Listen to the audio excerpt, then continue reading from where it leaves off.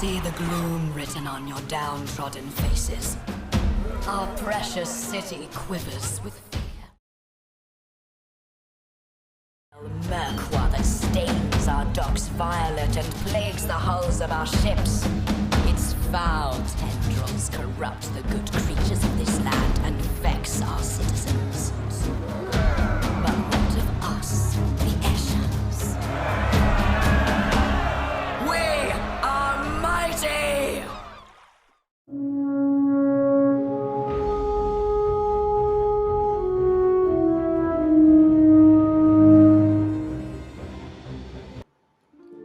It's such an important sound. Like, it sounds like we're like going to battle or something. I love it. Hello, It's pretty good. everybody. It's so good. Welcome to Weave the Tale for tonight's episode of The Lost Druid by Alchemy RPG.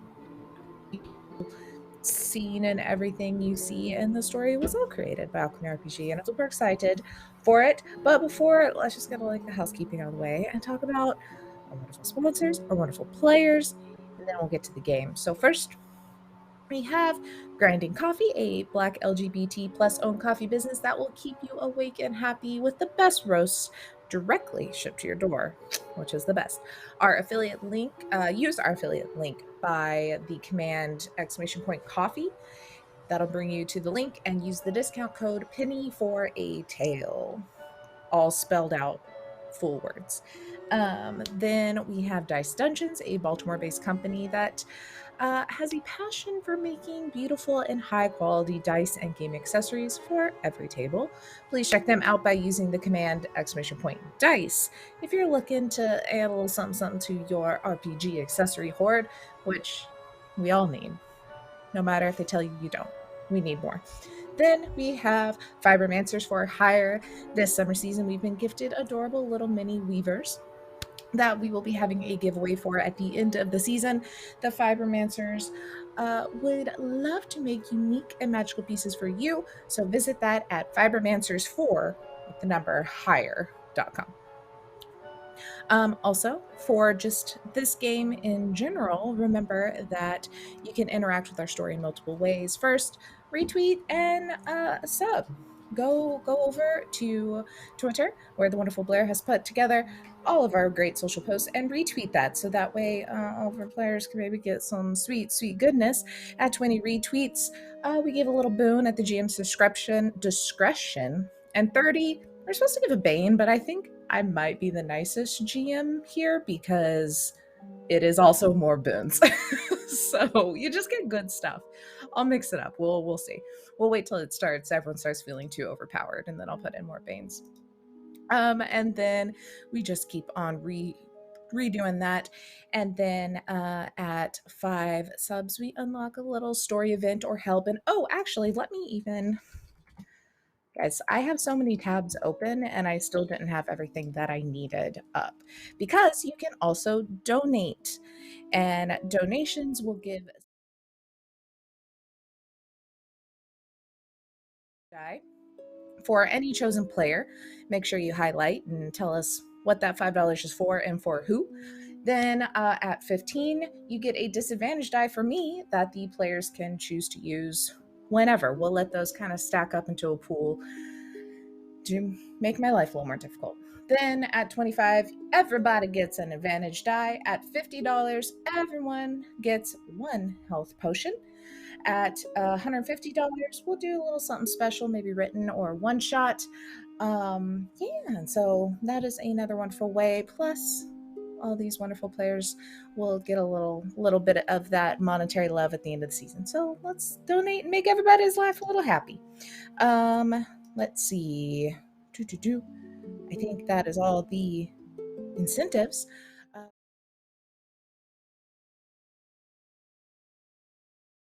Like I said, by Alchemy RPG, a D&D 5e game.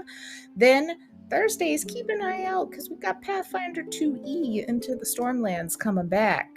I hear lots of rumbles on when exactly, but keep an eye on socials for that. That'll be on Thursdays.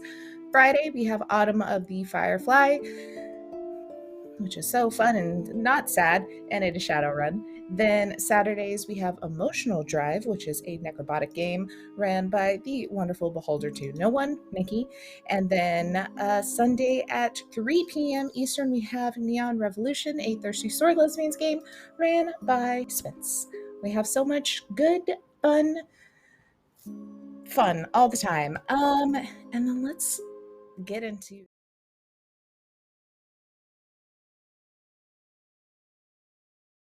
here.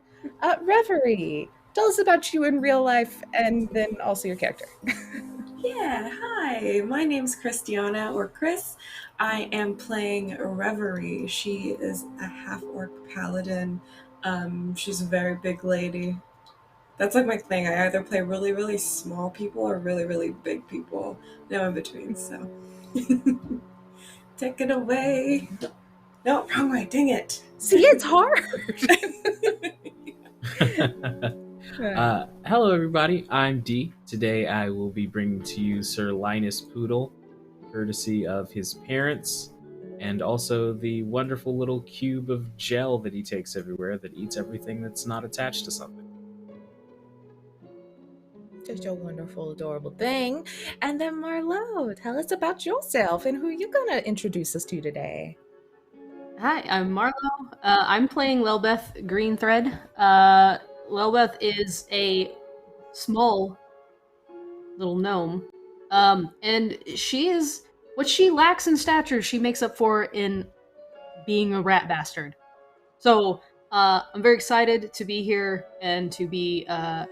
I've had COVID last time, so I am free of COVID now. So now I'm here, and I'm able to play a little rat bastard gnome, and I'm excited.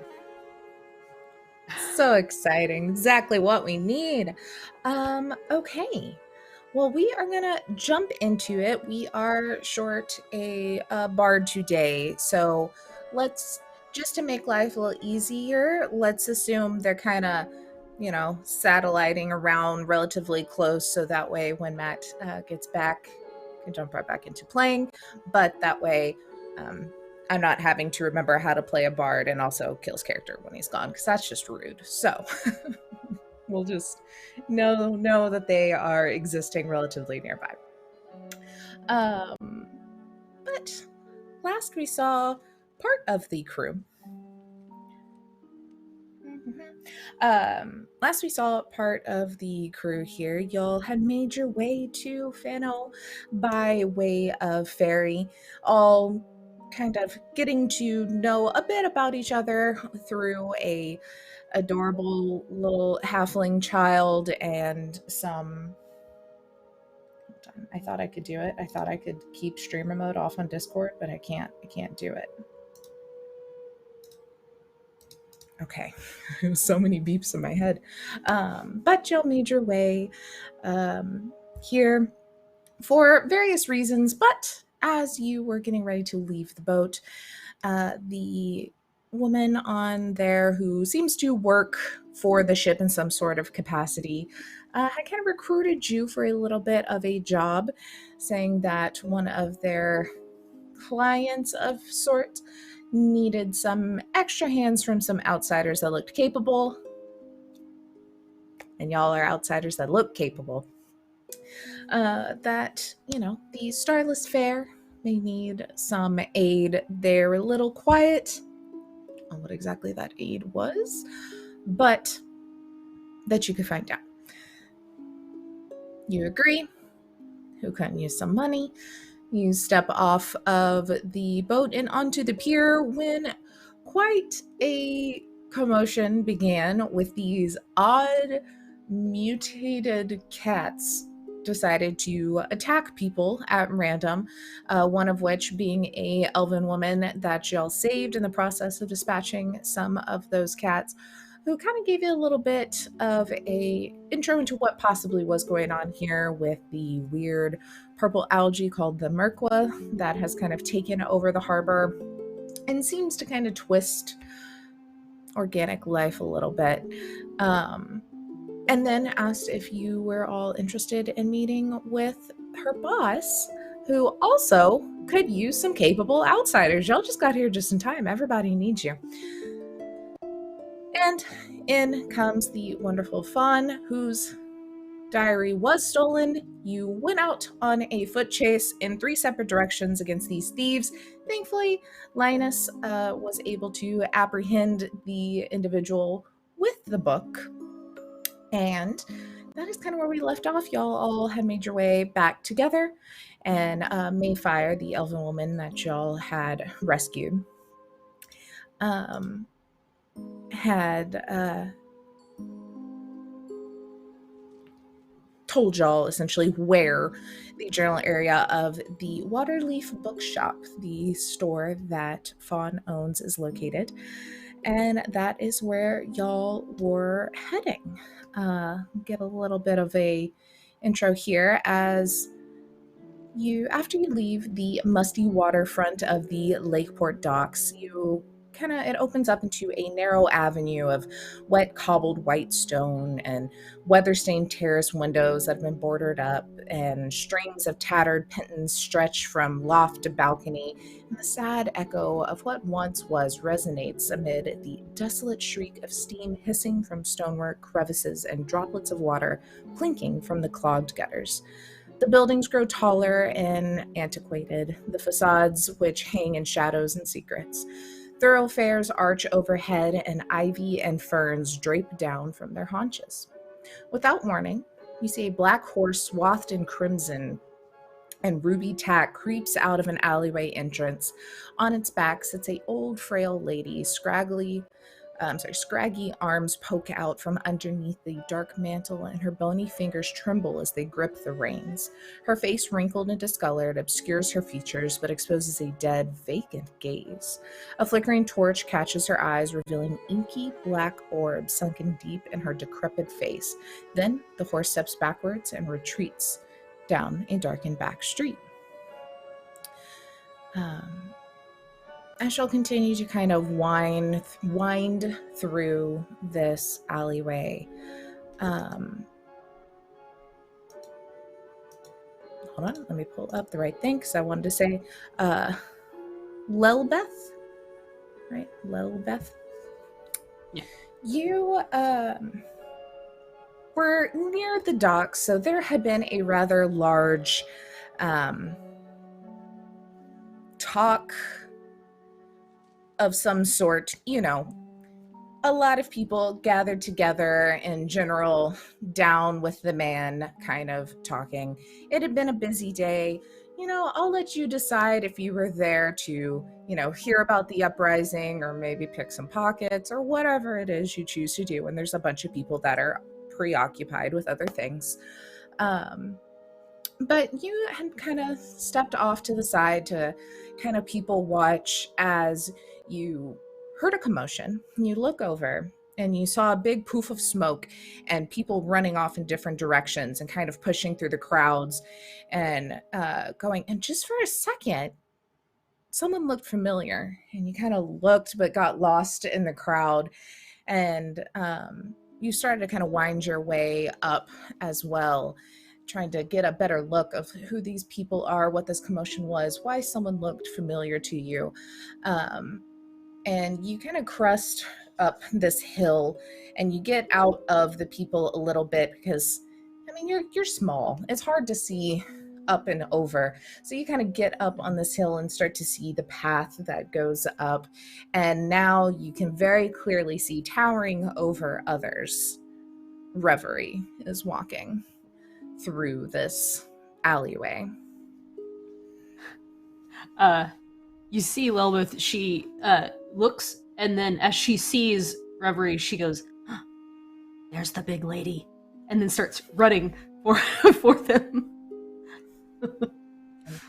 You get closer and you see that Reverie is walking in line with a human man, pretty ostentatiously dressed, probably strumming along on a lute at this time.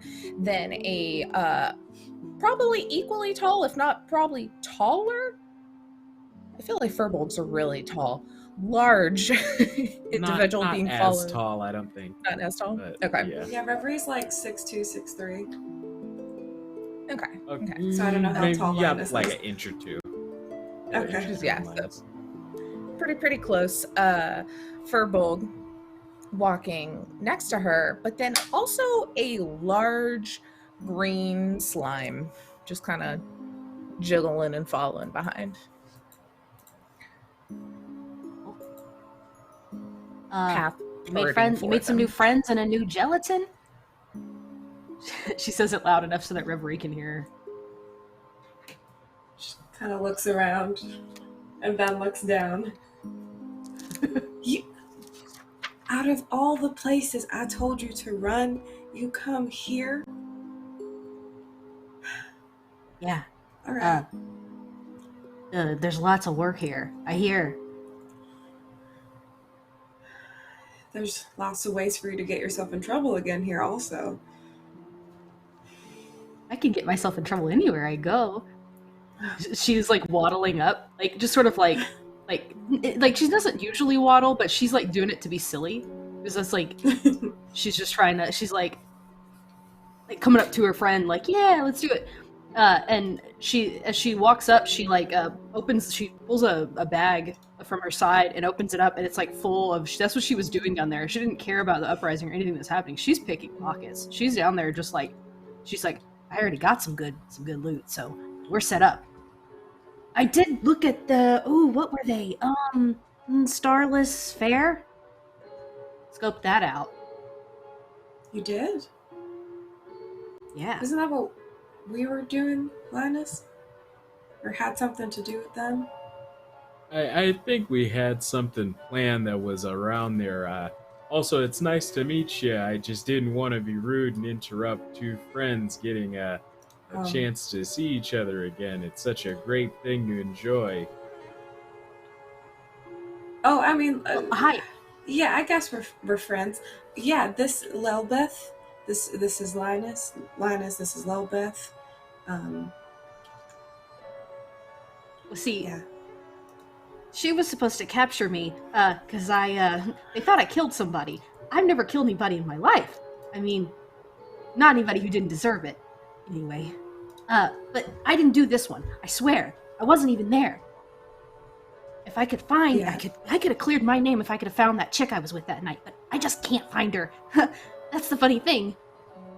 One night stands. Well, you'd have to be pretty good at killing people to kill someone while you weren't there.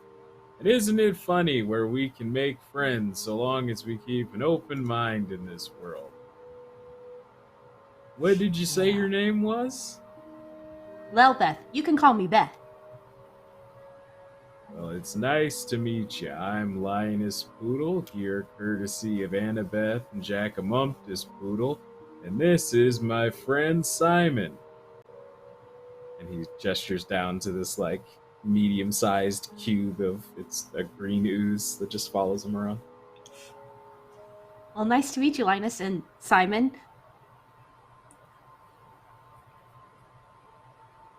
I would, be a little wary of Simon, Beth. If you get too close to him, you might just... and you might not come out. Some people might be into that. You're right. Not sure I follow.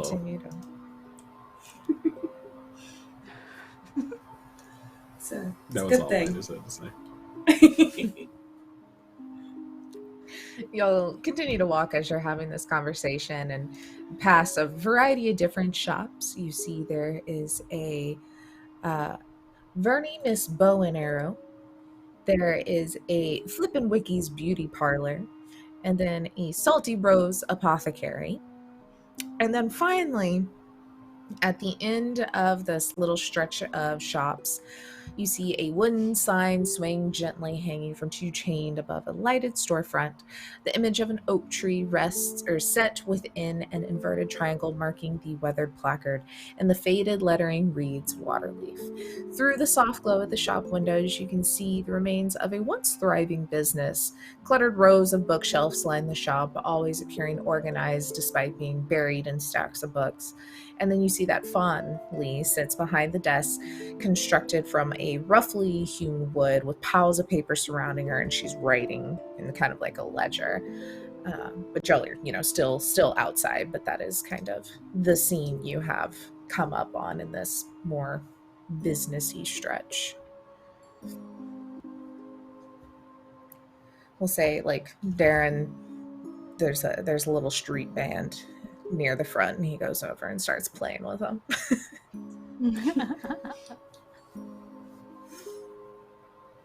Well, he's found his Y'all wanna entertainment go for in, the or? night. Yeah.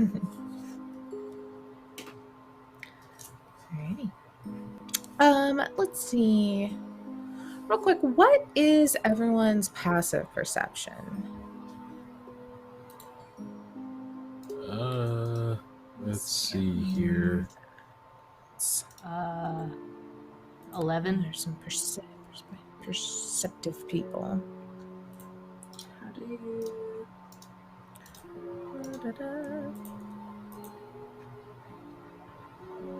I used to know how to get to this screen, Show and me. I've forgotten. Yeah, me too. Yeah. Let's see, because I can view your character sheet, but I don't think I can see super in depth. See, what is passive? It's 10 since long plus since I've whatever made your legit. modifier for that skill is. That's right. Oh, So, like, perception is iterate, I think. Wisdom. Oh man, things. wisdom. So mine is 12. Okay. See, what was Linus's? I'm still trying to find it. I'm so sorry. Okay. I- Oh no, you're good. I thought you had said it, and then I lost it in my head.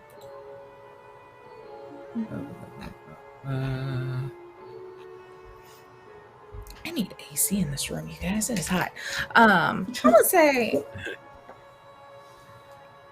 you are kind of walking up.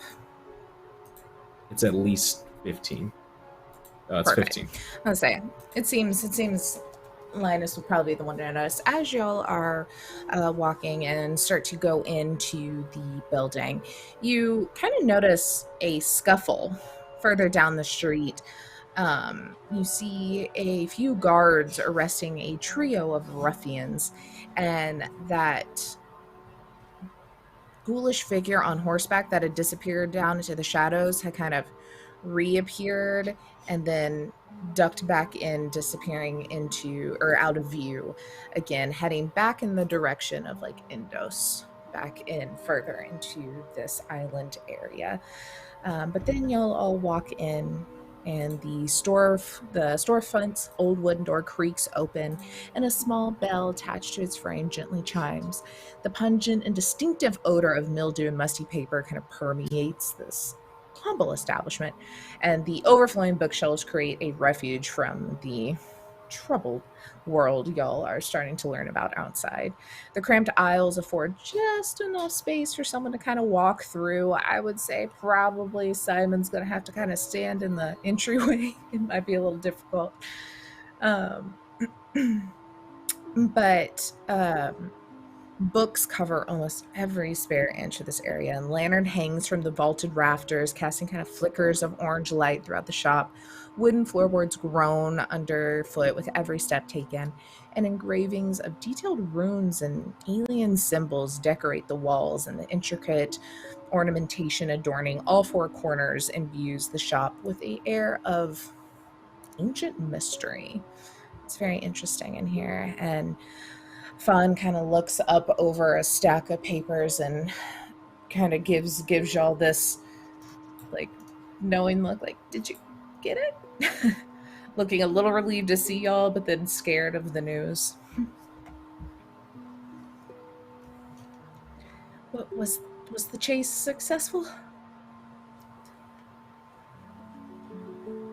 Yeah, we managed to track him down and recover the book.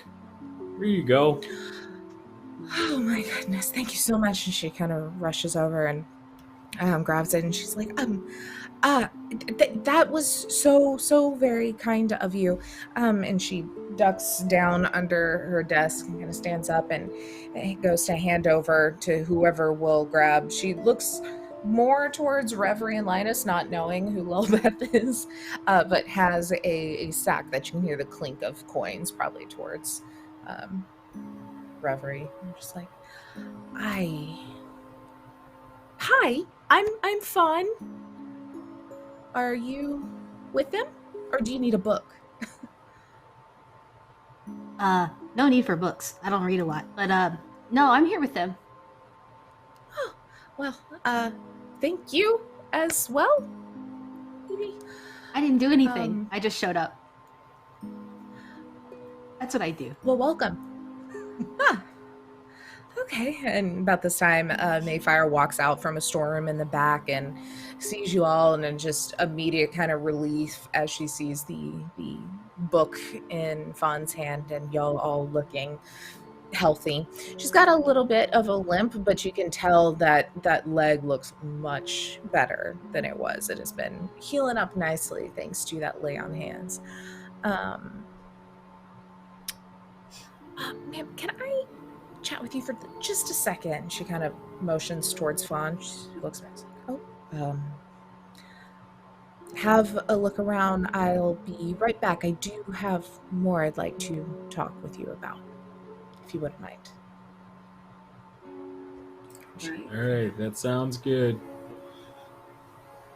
She turns and they both walk into a back room. Y'all are kind of left in this general area. That's weird. I wonder what they're talking about. And she goes back. She's gonna try to sneak back and listen in what they're saying. Absolutely. Roll a stealth roll for me.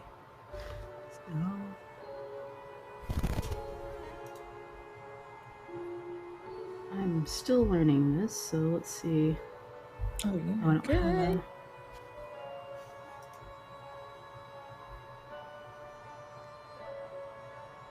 I might have to do this here so I can learn that. Oh, hello. I rolled it in D&D Beyond just because I wasn't sure. I don't remember how we said to do it in the other. But I rolled a 27. So I rolled a 20 and then I had 7. Wonderful. There's actually, I bet she'll be back out. Oh, where'd they go? Just doop, dips away. And you walk over behind the desk. So there's, a little doorway, not as much, I think probably a door left there anymore. Some more kind of cloth and a very pretty decorative pattern. But you're able to scoot right up. You notice as you walk past the counter, you see that there's the stacks of paper and such on the desk, but then there's one that looks to be probably like a ledger. It's nice and big and has boring maths on it.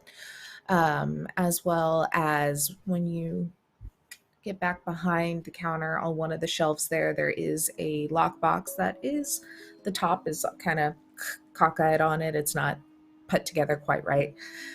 And you lean up against the doorway,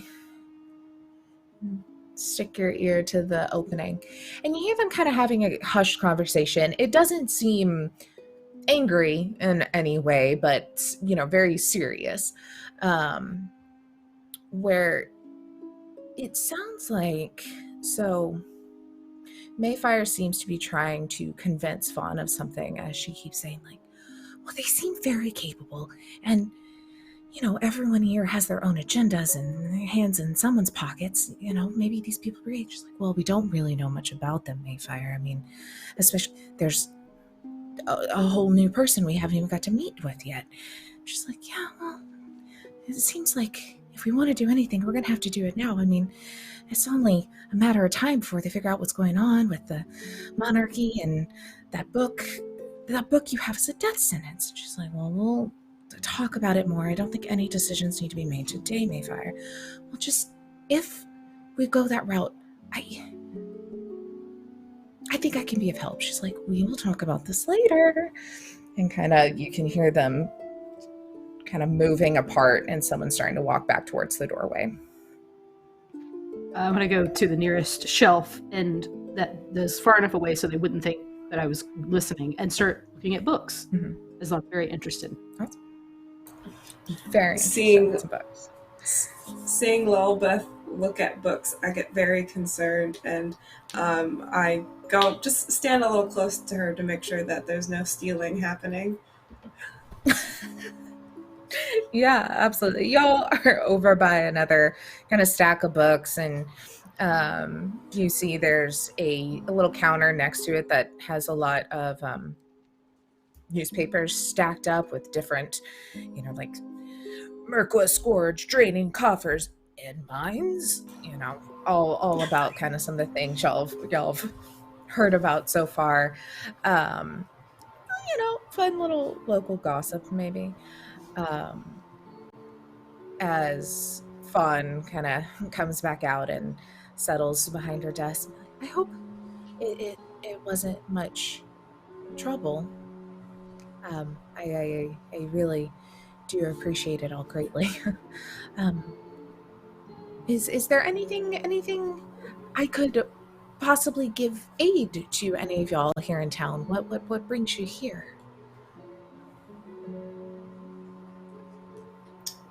Just passing through, really. Well, you seem like a very well-learned type of person.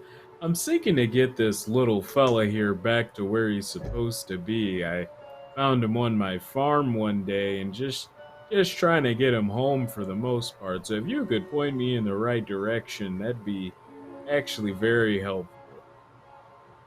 Oh, I can't say I'm much of a biologist. Whatever deals with slimes, but I can definitely do some digging. I do have a lot of books here and even more in the storeroom. I can definitely, however long you're here, do any digging I can. I'm eternally grateful. How long have you been adventuring with your slimy pal? Oh, me and Simon, I've known Simon for, I think we're going on about 6 months at this point, eh, bud? It's been a good time. I'm not too much of an adventurer. This is my first time off the farm in general, but for the most part, it's been interesting. I've met a couple of people. I learned where to keep a coin purse and where not to, so lessons along the way, I guess. Yes, I would definitely say, while still in this part of town for sure, if not everywhere, keep the coin purses very, very close. And I'm sorry, did I get your name earlier? I assume you're with them. Are you also looking for work? Looking over to Lelbeth. Yeah, I'm Lelbeth Greenthread. Yeah, and I'm just looking for work, trying to earn some money. And are you from here, or don't look Oh, familiar? no, nowhere around here. No place you'd know. Yeah, way out in the boonies, you know.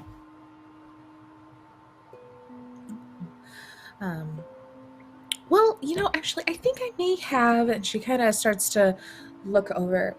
There may be some books about slime over there. And she kind of starts to move some attention and just do general small talk as y'all hear the door ding, ding, ding open again.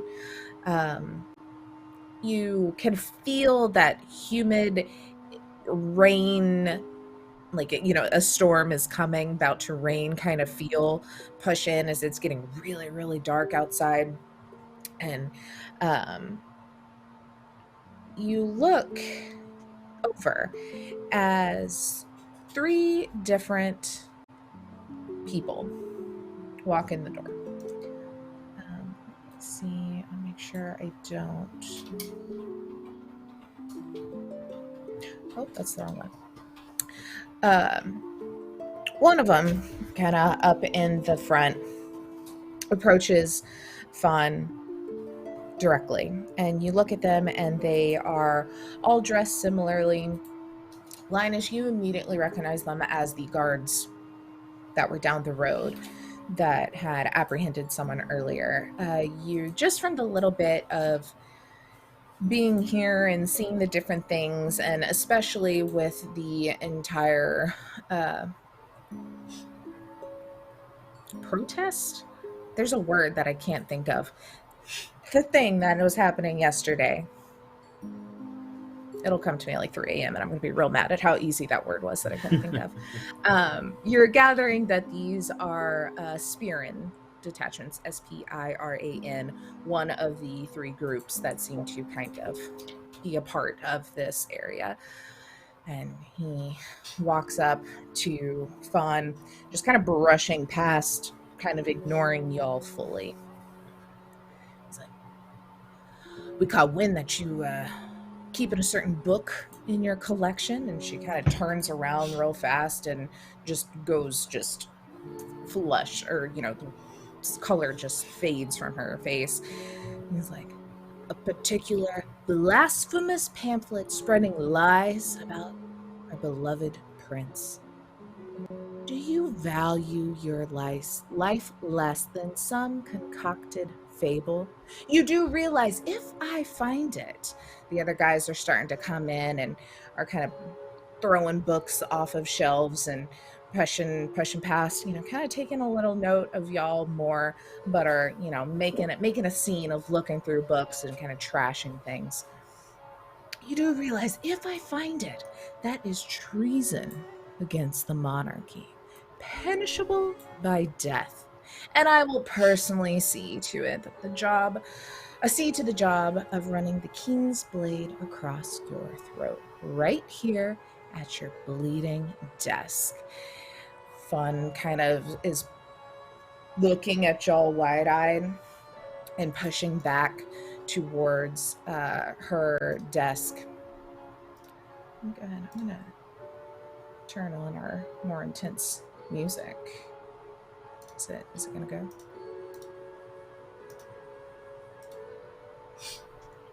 It's not gonna go to more intense music. I might have forgotten to set it up. It's fine. I'll fix it in a second. No? All right. But she kind of seems to be pushing back, and y'all notice that she had not let go of that book that y'all had gotten for her. She kind of stuffed it into her waistband, and she's starting to push it further behind her, protecting it a bit. And one of the guys kind of looks over at y'all. Hey, boss. These 2 here were talking to Fawn earlier. Maybe they're in on it all. And they kind of look over in your general direction now. It says, y'all have anything to say? Are you working with a traitor? Well, I don't know anything about any trade or anything like that, but I did have something to say. There are much, much nicer ways to come in if you're looking for a book. There's books all over the place. There's no need to make a mess and shove things onto the ground and such. This is someone's place of business. He starts like pulling a sword off his back. So you're going to use your last words to tell us to be more tidy? No, my last words will be years from now talking to one of my 14 daughters. Or, I guess, signed female at birth. Rally. Rally's the word. Yes. Anyway. What were you going to say, Reverie? Well, when he pulls that sword out thinking he's all big and bad, I'll pull out my equally, if not larger, big sword The out. 2 other guys are like, oh shit, and start pulling out weapons. Just kind of look at it, look at them. I agree with everything this one has to say. You want to fight, or? He looks over at his guys. He's like, Let's make quick work of it. We got another appointment after this.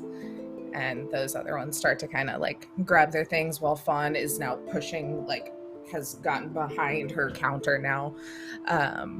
Let's go and roll initiative real quick while I put our intense music on here.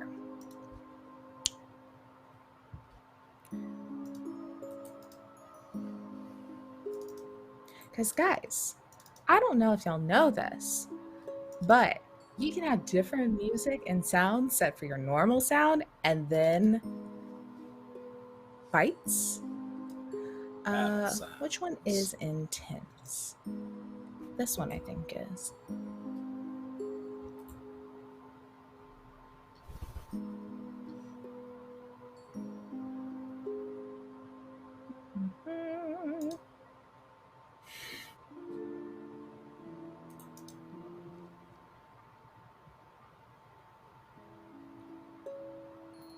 Did it do it? Oops, I accidentally clicked the initiative button again.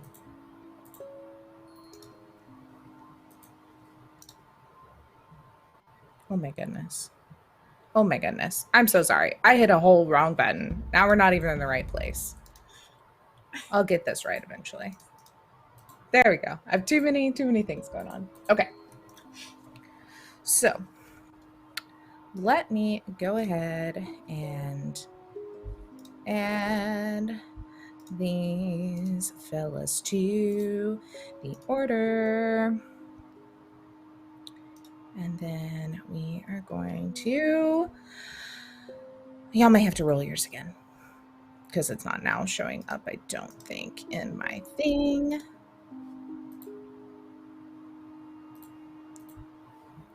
There it goes. Okay. That was my goof. Okay. I need to figure out... Let me put this over here. A better way where I can have all my things. Okay. So, we'll say the initial guy. For Lelbeth, on... It should have maybe prompted you to roll initiative when I turned that on. Within... Yeah, perfect. Ooh, okay. Okay. So, the first initial guy is going to pull up his sword. And, I mean, Reverie was the one kind of talking shit back. I think he's got a shield that he puts up in front of him and kind of dives in. And mind you, this is all very close. So keep that in mind on any AoEs. You know, it's a little hard to kind of get around though y'all are in this main kind of area here.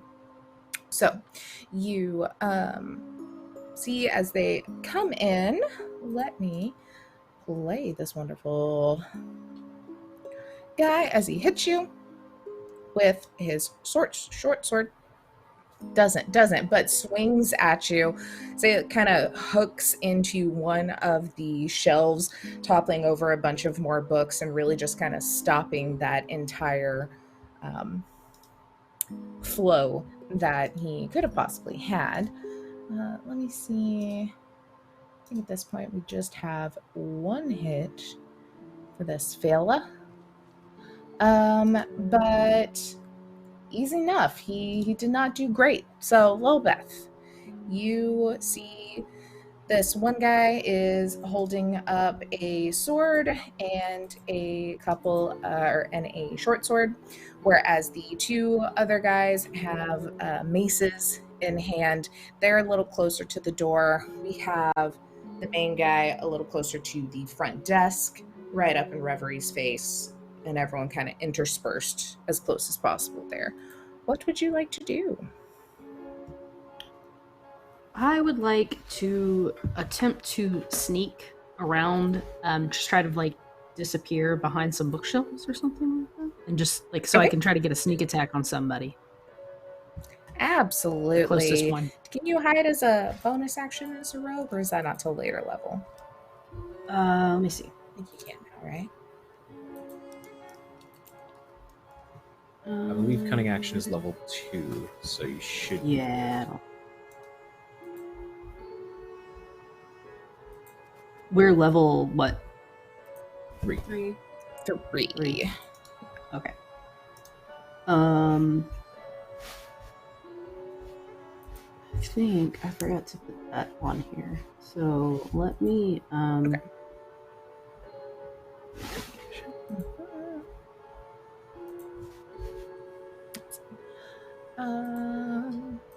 Do that too. Yeah. Look. Yeah, no, that's fine. I mean, as since you have that, you can, if you wanted to, go ahead and bonus action, hide. Yeah. Then that way, when you actually attack, now I'll let you have that. Good old sneak. Okay. Sneak. So, go ahead and roll though for me stealth, so we can see if you do successfully disappear into the shadows from these. Oh, that's terrible. You That's actually not duck back. possible, though. Yeah, I what think is my your- I don't think I entered my skills and abilities properly on here. I'm just Oh not yeah, realizing because that. it's only adding up What was +1 the for your roll? dex, so it would Yeah, also so be, it should be I a would assume, your proficiency. yeah. So my it should be like a 12 Okay, because it's a +7 or 11 actually because it's a I rolled a 4 and then it's a +7. Let me, okay. I would say the two guys that are up at the door are still very much like case in the place, trying to kind of see what's going on, so they spot you. But the one who's already swung on Reverie is very focused and doesn't seem like maybe they notice that you're ducking anywhere. Yeah. So that's my bonus action and my regular action. Right. Sorry, I'm trying to get this updated. No, so that was just the One sec. bonus action for hide. Okay. Okay. Mhm, mhm. So let's see. So I'm gonna attack. I'm gonna come behind. So I can still come behind the nearest guy and then use. I'm gonna use my dagger to try to just stab him. A little Stab him. stab. Go Little for tiny it. stab. Let's see.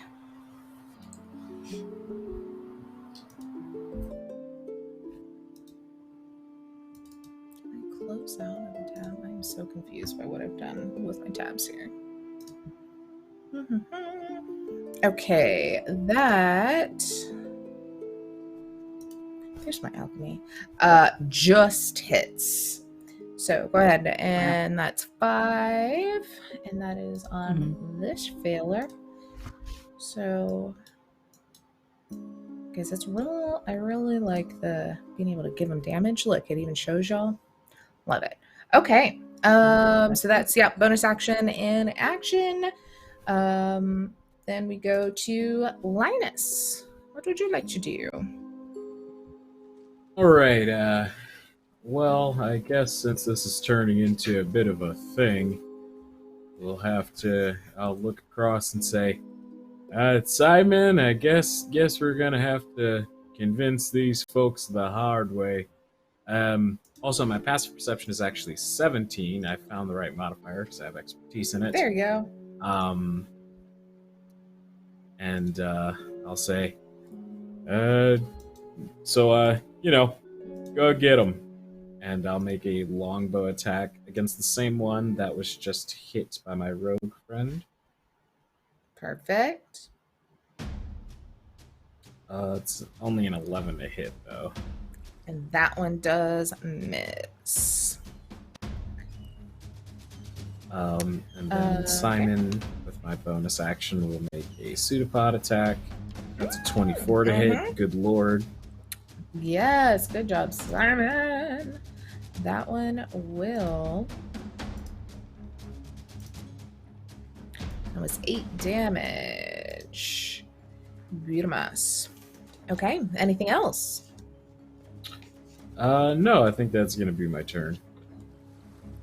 Perfect. Okay, let's see. One of the guys in the back, I think, is probably going to swing at Simon. That's so It's a rude. big, scary blob. I know. I don't want to, but I think that's what they want to do. They're the only ones really doing damage yet. So we're gonna roll. No, definitely doesn't hit with a nat 1. Just slips in some Simon's line trail and gets a little off balance and just dings his mace into a door. Reverie. It's a defense What mechanism. would you like to do? Thank you. Is Lelbeth within 5 feet of me? Yeah, I would say, especially since going up and hitting the same guy. Okay, same guy. So I'll stay where I am, and just kind of slash at him with my sword. Let's see here. Attack. Ooh, I don't know if that hits. That will miss. Dang it.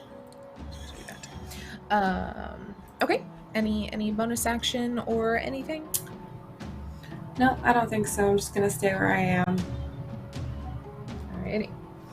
Then it goes to the other one. That will probably hit at Linus.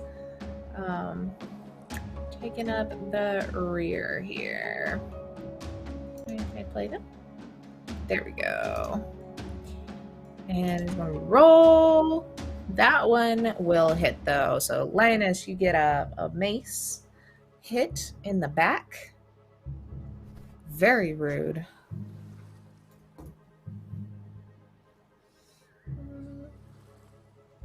Here's one.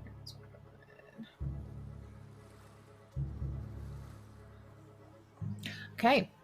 That is all they can do. And then back to the original one, who is going to continue to hit at Reverie up in his face. Don't think a 10's gonna hit ya. As you know, just goes just a little wide and you're able to kind of duck out of the way. Lelbeth, is back to you as this sword just goes swinging right above your head, aiming for Reverie.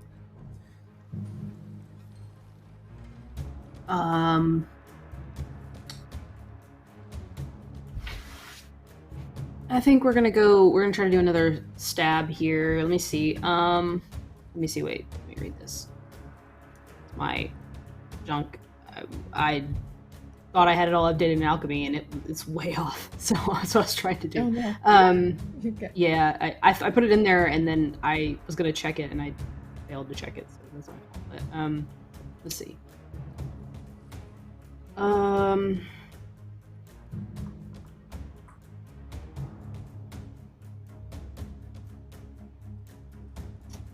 Yeah, I'm gonna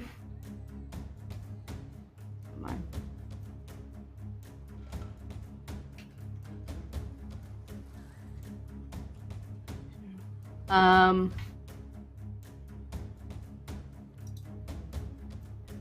think I'm just gonna go for another since now I'm closer and I just did the hide thing. I'm gonna pull out my rapier instead, so that way I'm using that a little bit more damage, and take a swing at his kneecap, the back of his kneecap. Perfect. So let's see here. I got it all put in yet. So let's go here. We'll do this thing. I'm figuring it out. I'm learning. We're learning together. It's really cool, though. This is really neat. Ooh, yeah, that'll Hello. hit. That'll hit for sure. All right. 6 more damage. This guy's taking a whooping.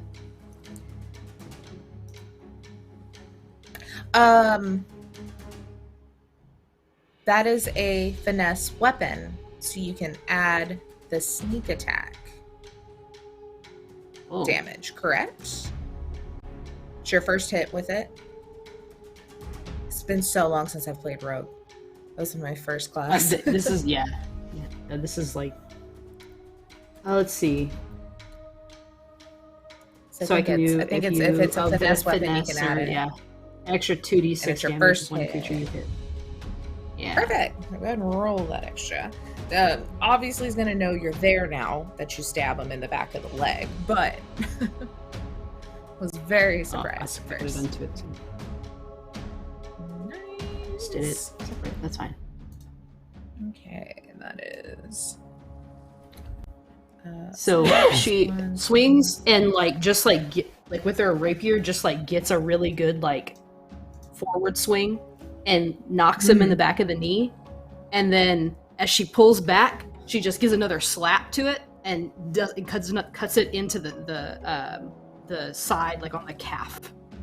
Ooh, yeah. Ooh, ow. Yep, it gets right in between the plating on his leg and everything. Yeah. Wonderful. Anything else?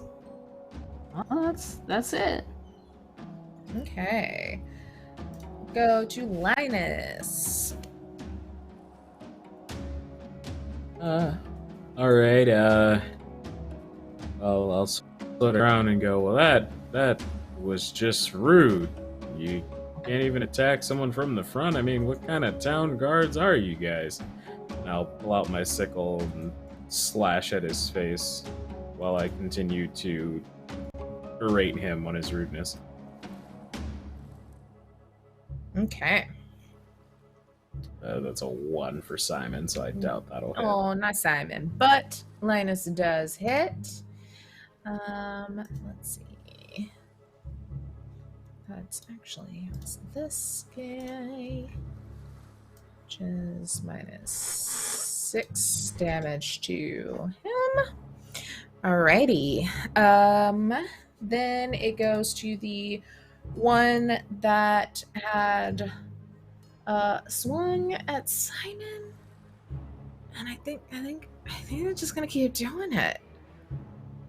It's like, this is a bug scary slime in a store. I don't know what to think about this. Can we roll? There we go. Oh, 3 damage. And it just kind of nicks the back of Simon, not fully committing to any sort of attack, because not sure what's gonna happen. Gotcha. Then Reverie. Is the guy in front of us still standing? Yes. Not looking hot at all. Okay. I'll try to slash him then. Again, we're kind of dancing around each other, hitting and missing constantly. Mm-hmm. But let's see. Okay. Oh my good Lord, Christiana. Holy cow. How is that? Ooh. Goodness gracious. How you want this guy to die? He only has 7 hit points left. how you want to kill this poor man? Not poor man. He's a dick. Kind of. I think Reverie just feels in that moment like her balance is finally right.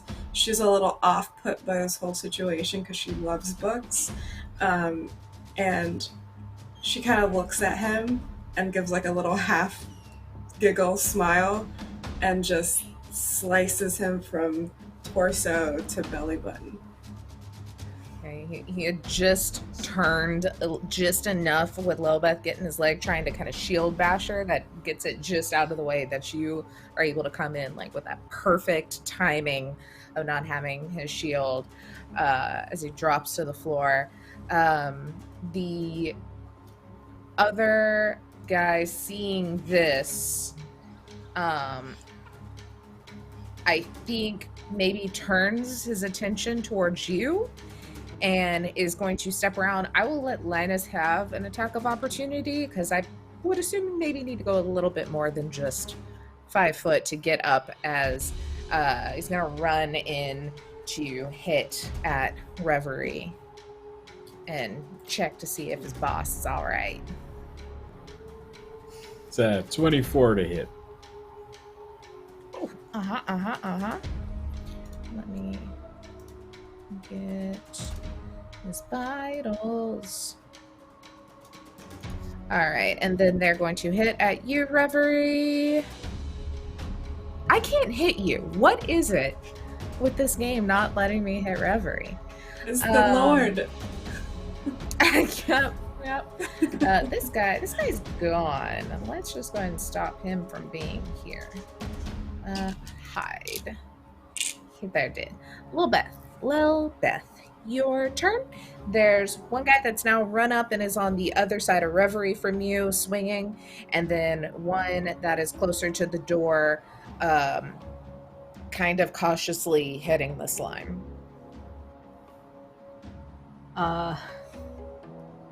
I think I'm gonna try to flank this one that is swinging on Reverie. Okay. If possible, with everything.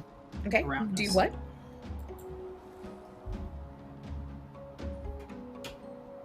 I'm sorry. Do what was the move? Just hit him, or Yeah, I'm gonna hit him. Try to just flank him and hit him. perfect. Yep. Flank is okay. So go ahead and roll with advantage for that hit.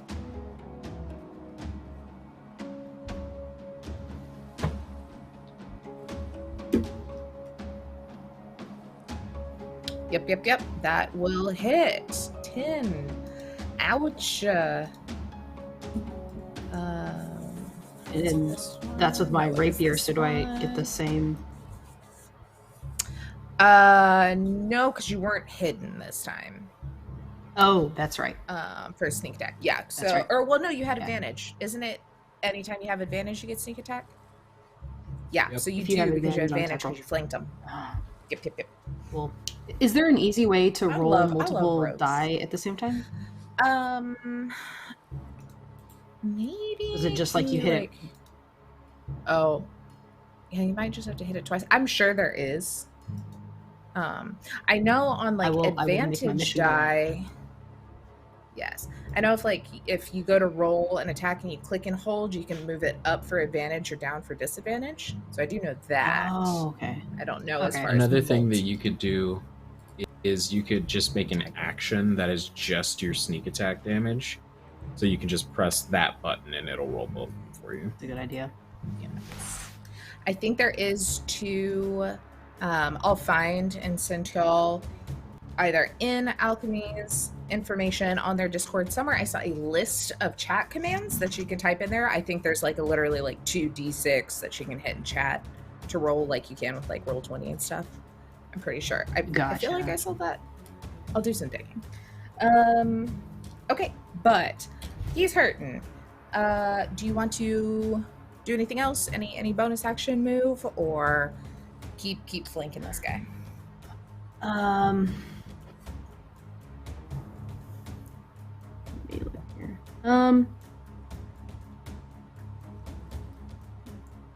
No, I think I'm good. Alrighty. Linus, you are up. Oh, that's fantastic there. I think I'm just gonna keep it nice and simple and sickle strike the feller that just got stabbed by my friend there.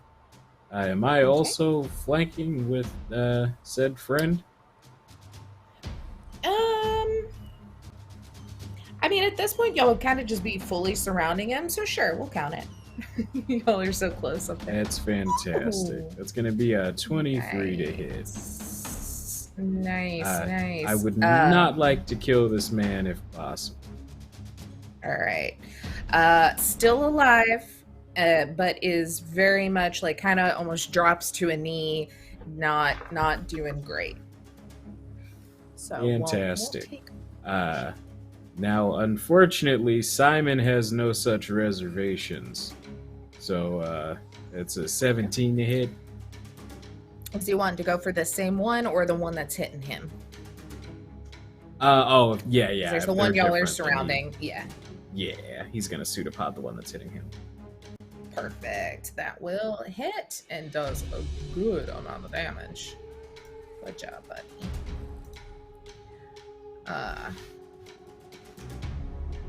Just gets that little pseudopod comes out and you hear like a little sizzle of the spores and acid and all the weird things that happen with slimes, and the guy just kind of like, ugh.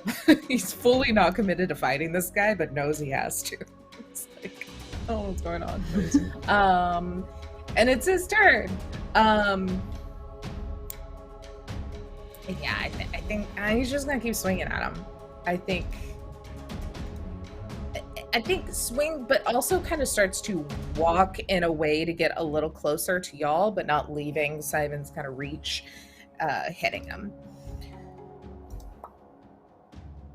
13 on that one. A 13 does indeed hit. Kind of does that, and then It's squishy. gets a little closer. Yeah. It's like, Reverie, it is you. There's very much. Oh, sorry. Oh, yeah. I did forget. I forgot this last time. Simon's going to use his reaction to make that person take 1d4 of acid damage. Ooh, there we go. As he tried to hit him.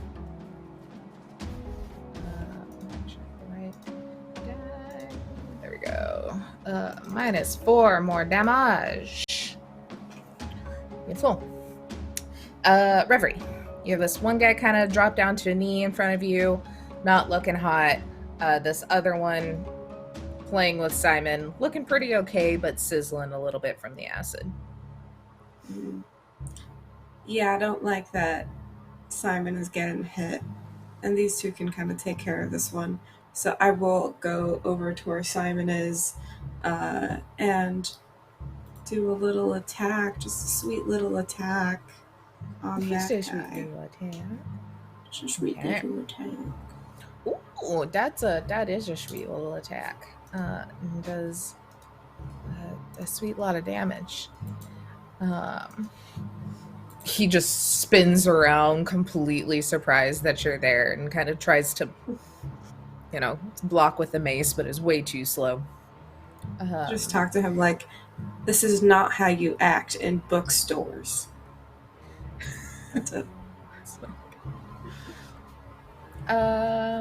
Okay, the guy that is on the ground, surrounded a bit, kind of down on a knee, I think maybe has a face to face a little more with Beth, and is going to swing and hit at you with a mace,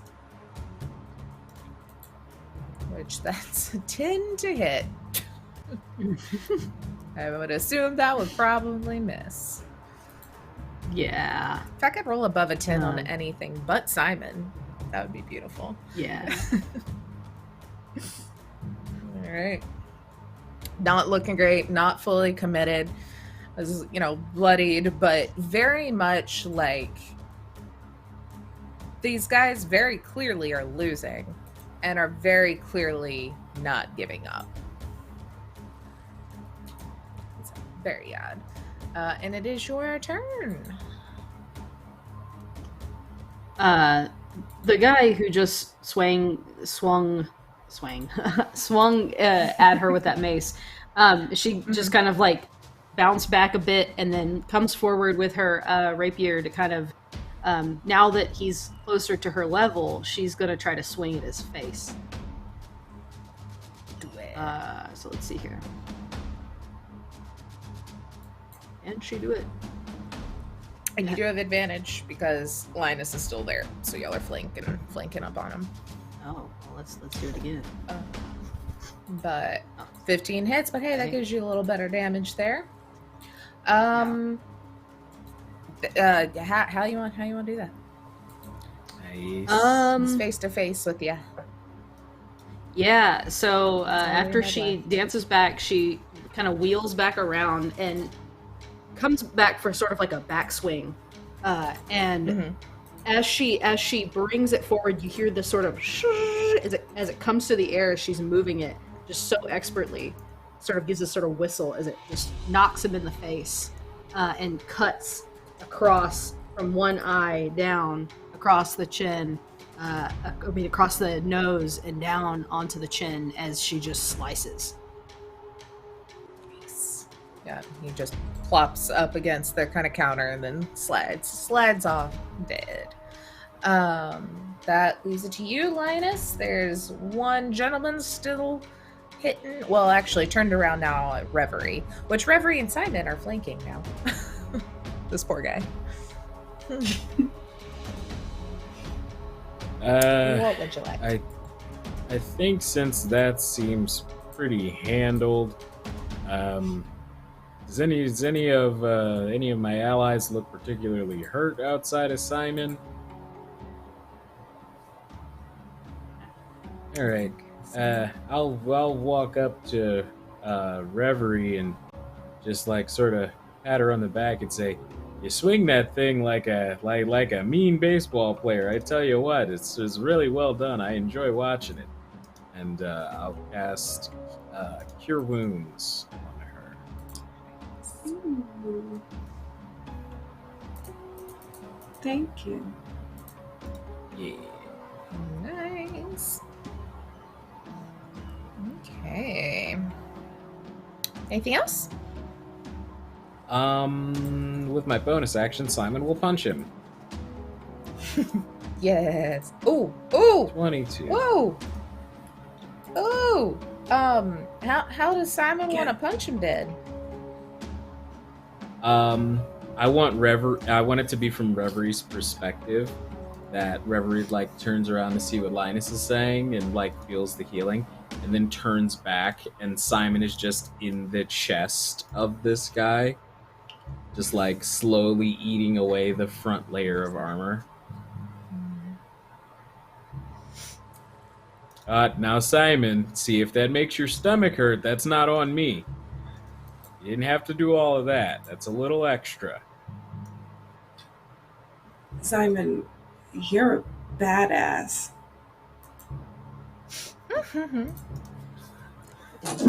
Nom, nom, nom. Just chewing on this guy. Fawn kind of peeks her head up from the other side of the counter and is like, well,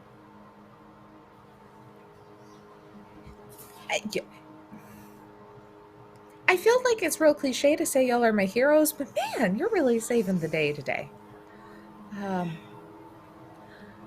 And she kind of like walks over, like stepping over the bodies, and puts a little lock on the door, closes some blinds. Y'all can see now that it's like a torrential downpour is happening outside, and it's dark and dingy, and you can hear the distant like rumble of thunder.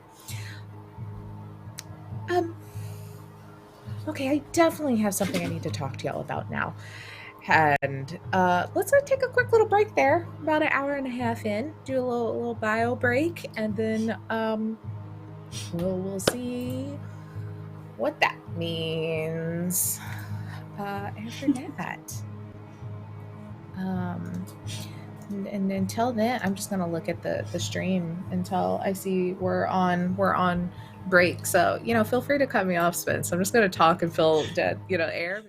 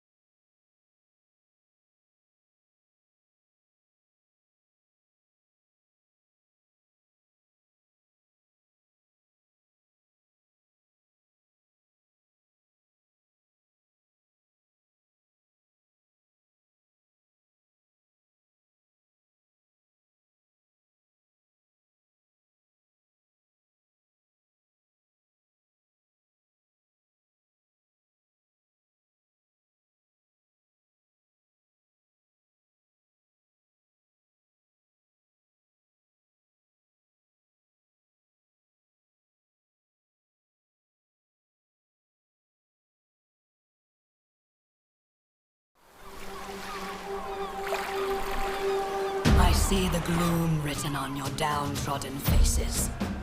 Our precious city quivers with fear. I cast blame upon the vile Merkwa that stains our docks violet and plagues the hulls of our ships. Its foul tendrils corrupt the good creatures of this land and vex our citizens. But what of us, the Eshans? We are mighty!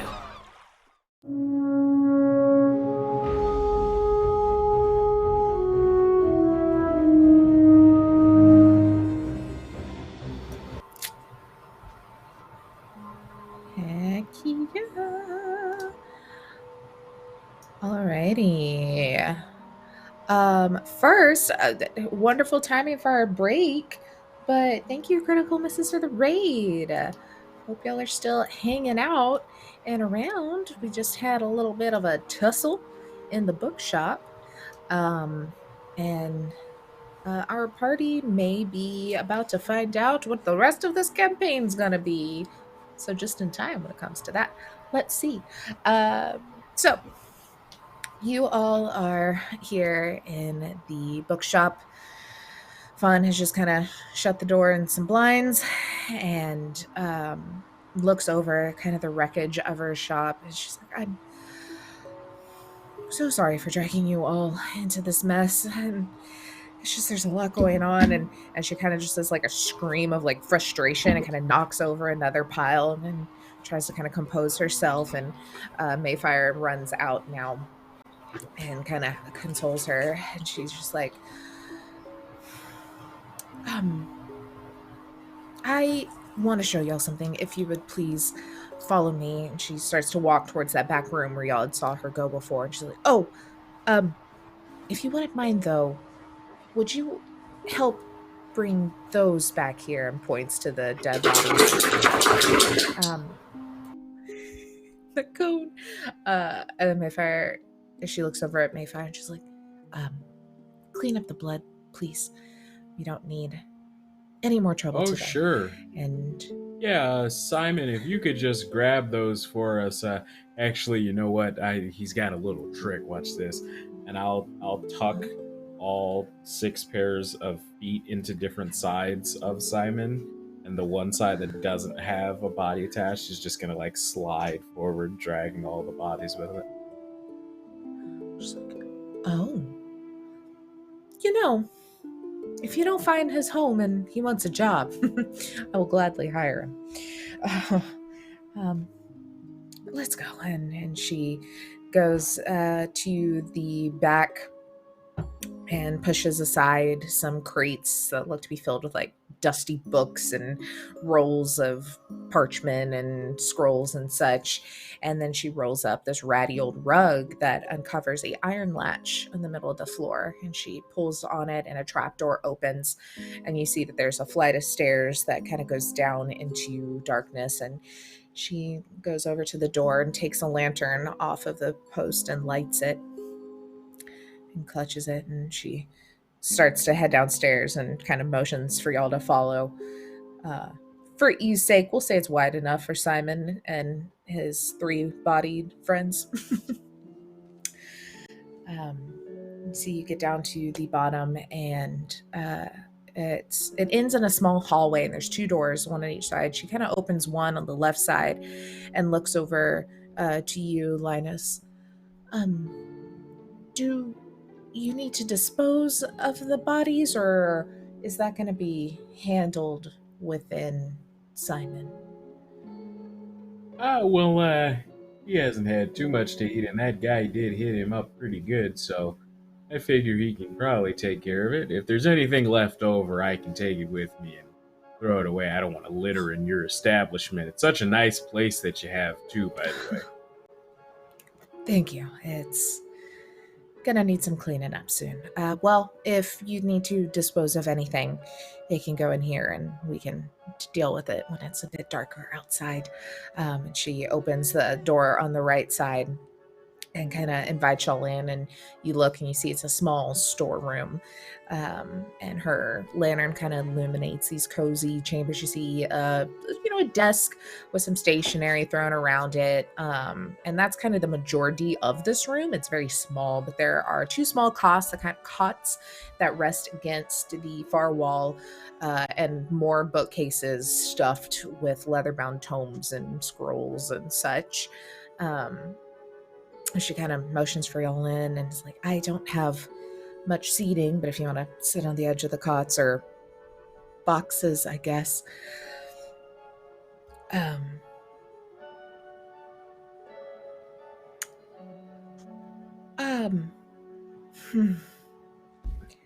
I will preface all this that what I'm going to say is probably very risky for myself, but you all seem to be trustworthy in some sense, but at least not be too attached. I will also say this will come with a paycheck. I'm not going to tell you what I have and ask for help without any sort of compensation. She kind of walks over to a shelf and takes out a small leather-bound book. It doesn't have a title or anything on it, but she says, the Bells of Lament. This is what those Spear soldiers were after when they trashed the shop. It's a memoir of sorts, revealing a pretty well hidden truth about Prince Aaron, who, I don't know how familiar you are, is the last of the monarch here, but no one seems to know. But this book says that he is lost in madness.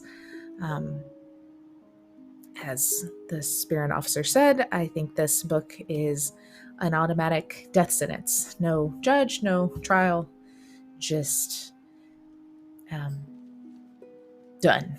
And she kind of sits down. If you're more than welcome to peruse it when you have time, if you need it to trust a bit more. But I also have another book that I probably should not have in my possession for the information it holds. And she reaches for the book that y'all had saved from the bandits earlier out of the back of her waistband that she had hidden under the cloak from the guards, and sits it down next to the other one. She says, this diary belonged to my father. His name was Iram Lee. Its pages contain his personal research into the upper echelons of the Order of Indos and their relationship with a mystical people, the Chrysalians, inhabitants of a lost city below the lake. They, the way there's been sealed for a millennium in ancient society. She looks up at y'all now. She'd kind of been looking down. You see as she looks up, tears are starting to gather in her eyes. And she kind of like swallows back a little bit. It was about 1,000 years ago that Fano began to fall into disarray. And this cannot be coincidence. She starts to kind of pace around and get very lost in thought.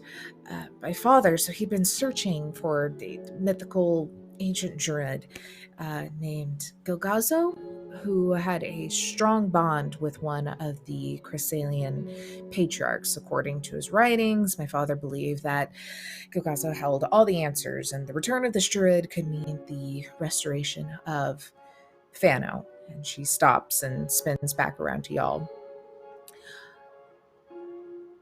If you look in the diary, it might look like scribblings of an old man, but I assure you my father was terribly wise and a grounded man, and at his core a seeker of knowledge. I I have two reasons I know he didn't base his query on some wild abstraction. First, this book is inked in riddles, written in languages and metaphors well beyond my learnings. It contains sensitive information about powerful people and profound revelations concerning long forgotten mysteries, and my father had to shroud every word he penned. And the second reason, well, it's broken me. And you can see the tears have now come over and they're streaming down her freckled cheeks as she kind of continues. I suspect that my father dug too deep in his relentless quest. I believe he uncovered too many dangerous truths and drawn the ire of those sitting atop the Indosian order. I curse myself for uttering these words, but I can no longer bear to hold this vile truth in the pit of my stomach. They murdered him. Her voice kind of catches. That's why I'm in possession of this book. She kind of bows her head and looks at it and grabs it and kind of cradles it in her hands for a moment. She's still. And it's silent for a good long bit. As you can see, she's trying to kind of catch herself as she keeps trying to talk, but words, tears kind of stopping them. She's like, I exhausted myself nearly to the point of death, trying to decipher his mysteries. In fact, I must be on my way soon. I have a heavy price to pay for the help I received. So much knowledge came from a mere 3 pages, and within those pages held the most crucial detail of all. She kind of leans on the table and looks at y'all a little more seriously.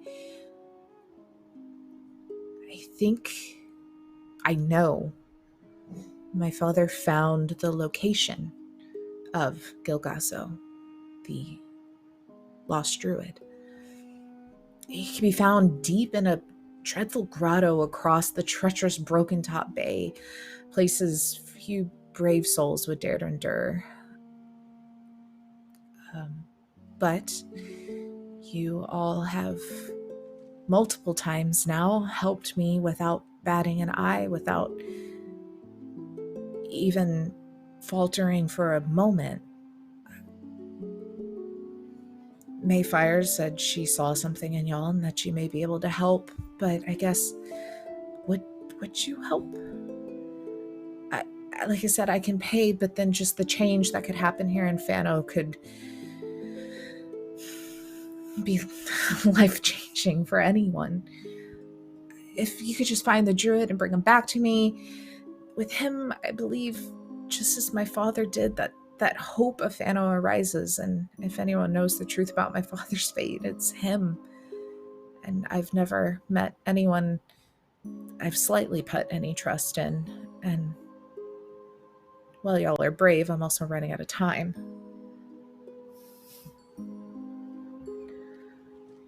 I know that's a lot of information. If you have any questions. Well, I guess first of all I should extend my condolences. That's a terrible chain of events to have happen to you back to back like that.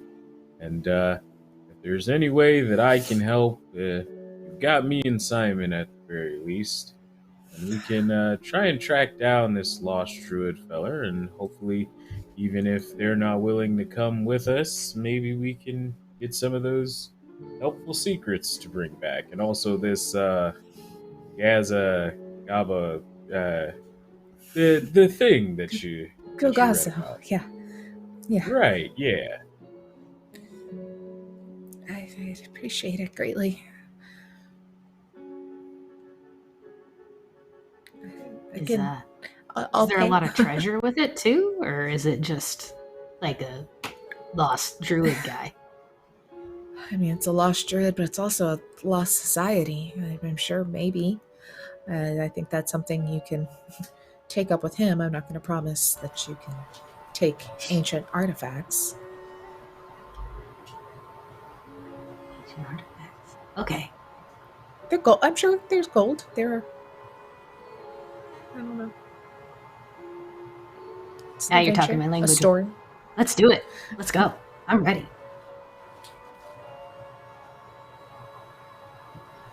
Reverie just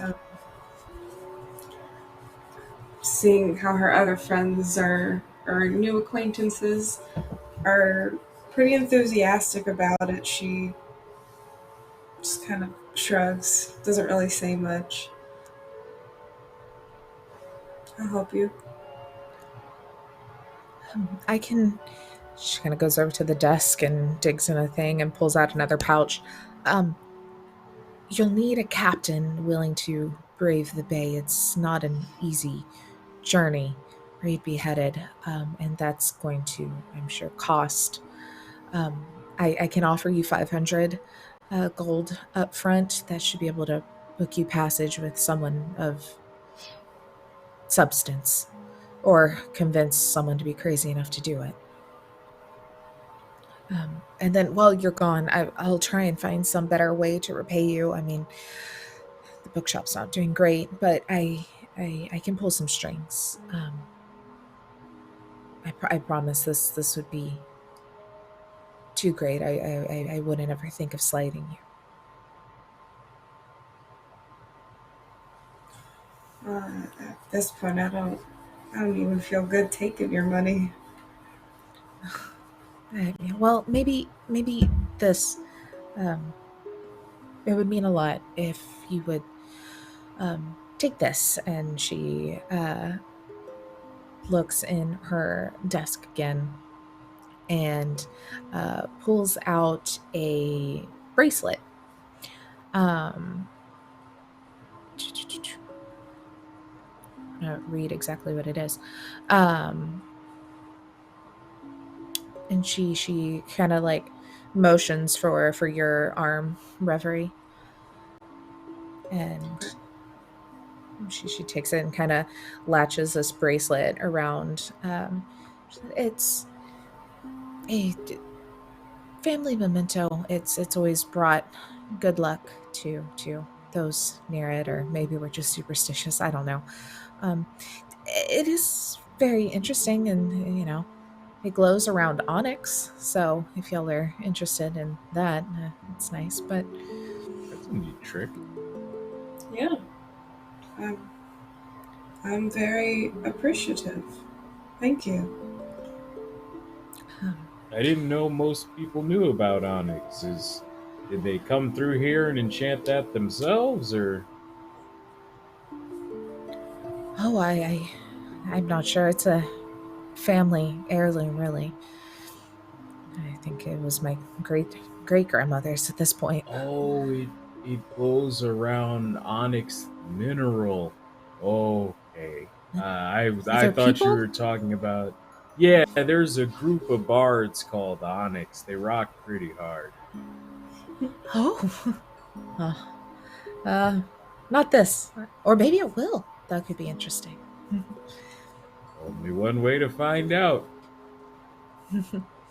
Well, maybe with the hopeful newfound peace or enlightenment or something coming with the success of y'all's mission, we'll be able to book them for a tour.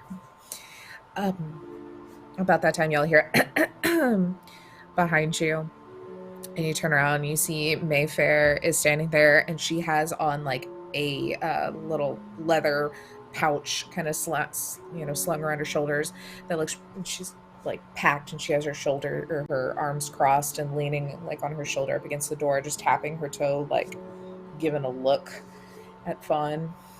She just kind of rolls her eyes. If you wouldn't mind, I think it could be helpful, and Mayfire would like to accompany y'all on this journey. She has accumulated tons of knowledge I'm sure will be useful. She knows the history and politics and all of those sort of things, and I think she's also getting rather bored sitting around here. Mayfire's just like, I can be as helpful as possible. I am also very good at first aid. I can cook, kind of, some things. I'm really good at chili, and that's kind of it. And also salad. But I would love if y'all would let me come with you. I think it would give us peace knowing that you're not going in fully blind. I'm okay with that. Hey, the more the merrier, right? And we also did have another friend that we're gonna. You remember him? He's the bard fellow. He's very nice. Oh, yeah, he's very To nice. shine up the harmonica skills a little bit, but what can we? We all have something to improve on, you know. You make I chili? think- I like chili. Yeah, I'm Chili's very. good. It's very good. If I don't say so, if I do say so myself, I'll our first night out, I'll make sure to bring the ingredients. Fawn kind of walks past and starts to we can head back upstairs, and Letchel kind of walk through and closes the door behind her. And as you're walking up, she's like, well, I appreciate, again, I don't know how many times I can say I appreciate all of this, but just I would maybe point you to the Bluefin Tavern next. That seems to be where a lot of the sailors are, and maybe you can find you a captain there. I would say don't take just about anyone. It could mean death in the choppy waters. You're going to have to, though, if anyone hears where you're going, they may not want to. So you're going to have to find someone with the nerve, the talent, and bravery to take on the bay, because it will be difficult. But I'm afraid with that. And she kind of has the books together. She's like, that's all I can really offer for help. I would also say maybe not delay too terribly much. When people start to notice that those guards are missing, that could be trouble if anyone catches wind of what happened here today.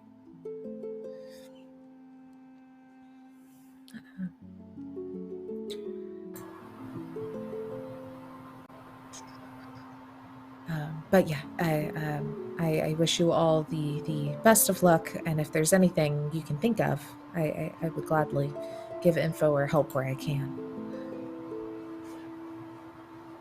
Sounds good to me. Mayfire kind of tightens up her bag, and she's like, so then to the tavern we go? I think we could all use a drink as well. She wipes a little bit of drinks sound blood good, off of her yeah. face from cleaning. Okay. And Fawn walks over and unlocks the door and kind of opens the bookshop's bell, clamoring above. The torrential rain pour has soaked the streets, leaving these smooth puddles that kind of reflect what light there is.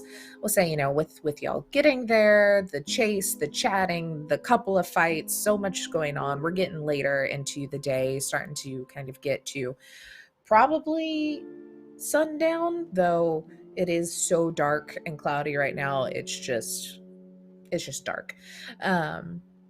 The Waterleaf's windows glow orange in the fog as behind the glass the silhouette of Fawnlee and Mayfire say their goodbyes. They open the blinds back up as if nothing had gone wrong. Mayfire takes Fawn by the shoulders and gives her a firm but loving shake, and Fawn nods her head and wipes some tears off of her cheek, grasping the side of Fawn's curly hair, running her fingers through. Mayfire gives her a nod, turns away, and exits the shop. She kind of winces to the rainfall that's still coming down in her face and quickly pulls her hood over her head and looks to y'all all and is like, to the tavern? Let's go. Okay. And she kind of leads the way. You see this walk kind of leads back the direction where the curve of the street kind of descends back towards the water. You can smell the subtle smell of fish and wood oil that kind of carries along with this draft coming up the roadway. You can hear the distant flap of a sail and a belly laugh reverberating in the stillness. The sound of a place beginning to grow familiar. The Lakeport Docks. And with that, let's do a fun little scene transition. Ooh. So, you keep on following Mayfire, and the veil of heavy mist kind of clings to the lake's dark waters, and the waves gently break against the wooden dock as you've kind of made your way back down. A planked pathway, murmuring voices of nearby merchants can be heard through the din of bloated moored vessels bumping against the pilings and the strained groans of tightening ropes.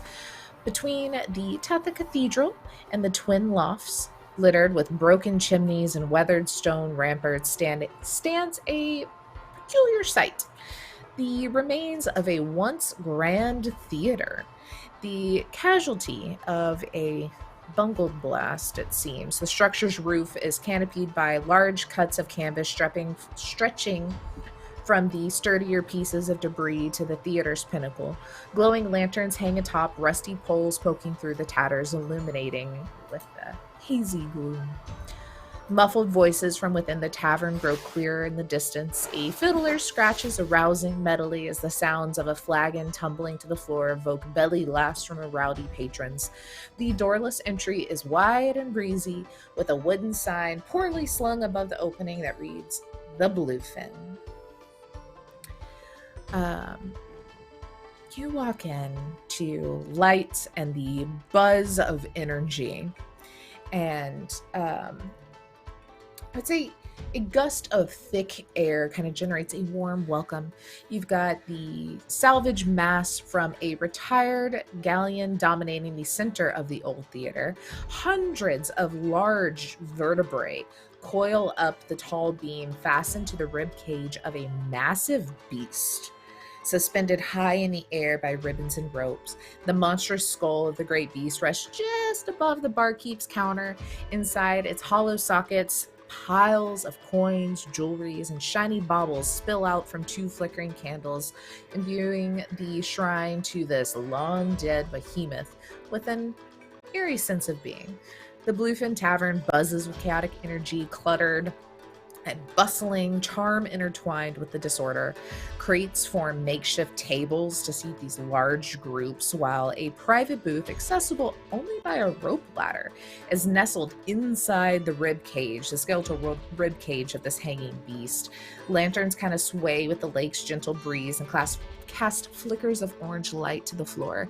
You see, there are two very energetic tieflings surrounded by casks of ale and bottled spirits operating the main bar at the far end of this auditorium. You can see that up on the second story gallery, there are onlookers kind of gawking at the follies of drunkards below. On one deck, an amused elf kind of leans on the railing, chuckling as two drunkards stumble over each other, attempting to dance. On another, you can see two women clinking their rapiers together, holding up a frothy tankard as they both shout, "To steady hands!" And it is just endless scenes of activity on these multiple floors here. If you would like, just for helping get the scene set, if you go over on the bottom right in the handout section for my players, there's a Bluefin Tavern map. If you would like to view it, it kind of shows you just a little bit of how, you kind of got that upper floor looking down onto this main floor, and a little bit of a better visual there. Also, if you click the tactical mode button, it will show you a gorgeously rendered image. Here, let me do it for our stream viewers, where you can see that giant skeletal figure kind of hanging up. Just the general on that far right side, you've got the bar within the skull coming up over the back, and just this odd mismatched scene that is the Bluefin. With that, y'all are free to kind of roam with the general. Gotta find a captain. Mayfire kind of immediately goes over towards the bar area. And she's just like, I'm gonna get a drink because I've seen too much blood today and I do need to forget it.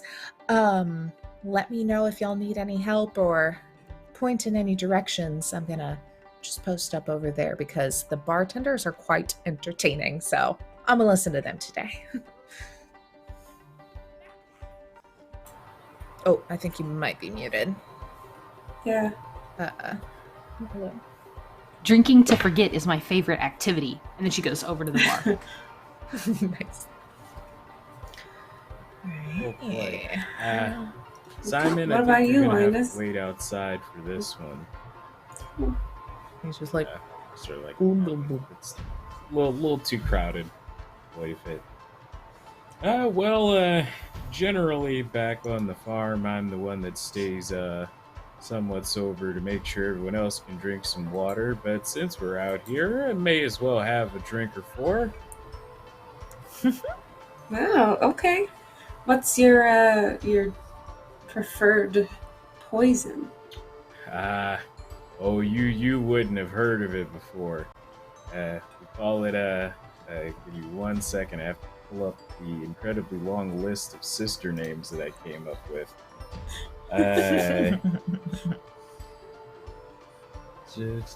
Oh god, where are you at, Linus? There you are. We call it Sicily's Starfire. It's pretty good. Just you get some 95% grain alcohol. Fill your cup about 3/4 full of that. Then you add in just the barest hint of lemon juice and a couple shakes of hot chili flakes. Oh goodness, best thing you've ever had in your life. It sounds like it could be the last thing I ever had in my life. Oh yeah. That's, You know how they say certain drinks will put hair on your chest? This takes it off. Yeah. So Oh, not for the faint of heart, for sure. No. I gotta try that. Oh. Sure. I usually can only get about 3 or 4 in before I'm just a wee bit tipsy, which I am the lightweight of the family, so it's not that surprising. That is a life Oh. that you have lived, Linus. Oh, you get bored on the farm, you get really good at stuff that's available to you.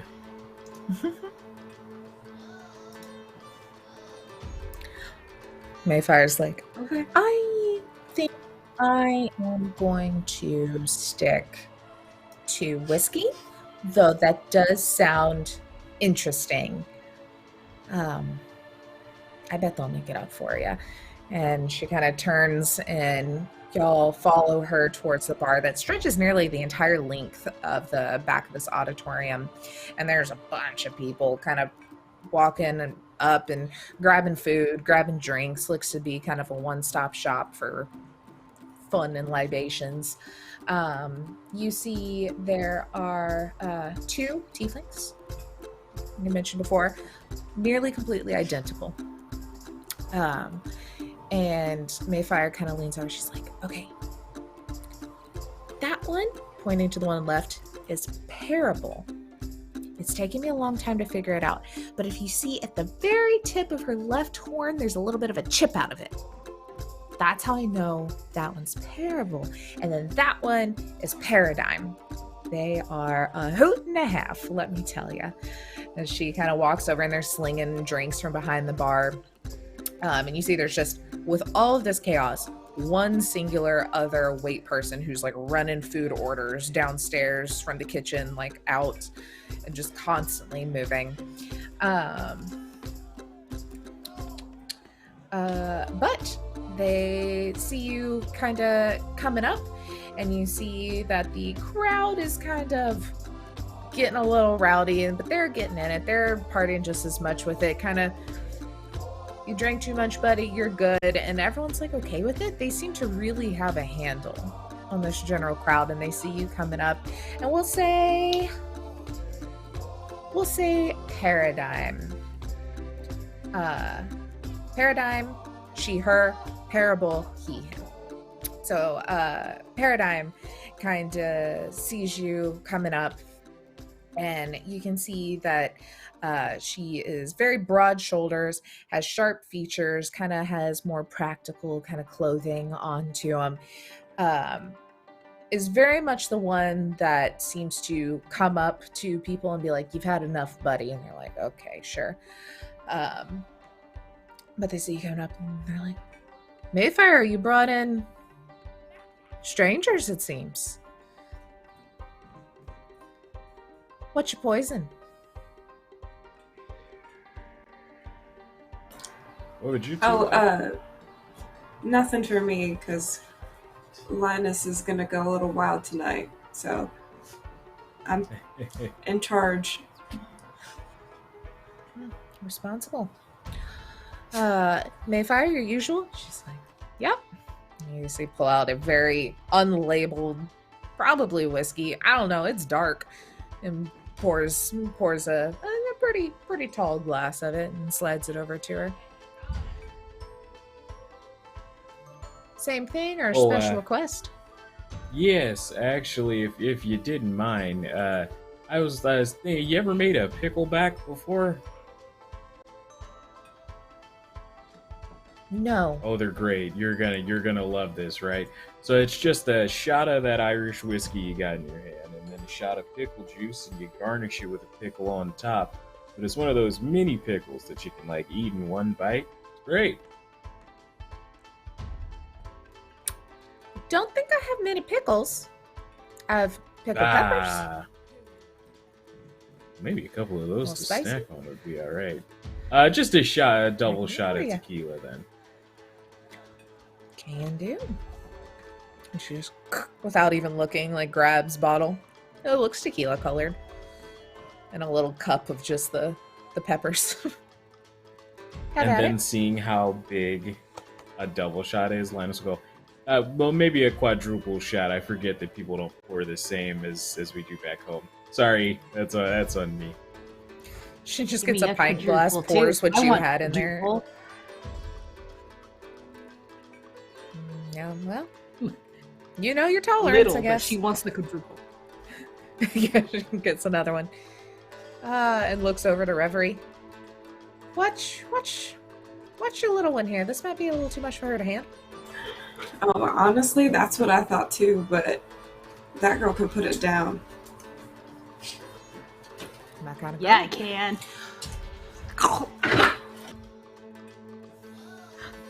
Woo! All right. Y'all want me to start a tab, or you looking at for quadruple? Put in 5 silver. Sounds good to me. This probably won't be the only thing I get. Right. Oh, and Mayfire kind of looks up and she's like, "Oh, actually, I will handle their bill tonight within reason." And then she kind of puts her hand to kind of hide her face from Paradigm's like, when Simon grabbed those guys that seemed to jostle some things out of their pockets I found when I was cleaning up, so we have some spending money tonight. Yeah. Keen eye.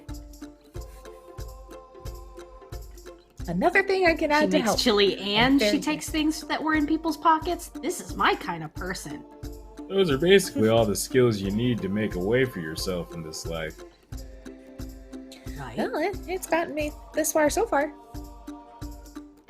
I wasn't always, respectable employee for the bookshop. Anyway. Paradigm kind of leans on the table. So, what y'all doing in town? If you want to talk about it, I'm here. I'm interested. But you don't have to. Well, if you look through that glass window right there, and you see that large cubular fella out there. His name's Simon, and I'm actually trying to get him back home if I can. And just looking for any clues related to that, really. And like mid-conversation, without breaking his speech, he takes all 4 of the shots.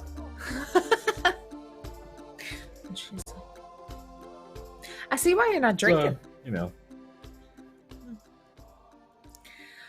Well, I can't say that I'm very knowledgeable on Simon's type, but if someone comes in, I'll ask around. My brother might know more. I'd so appreciate Lots of people travel through.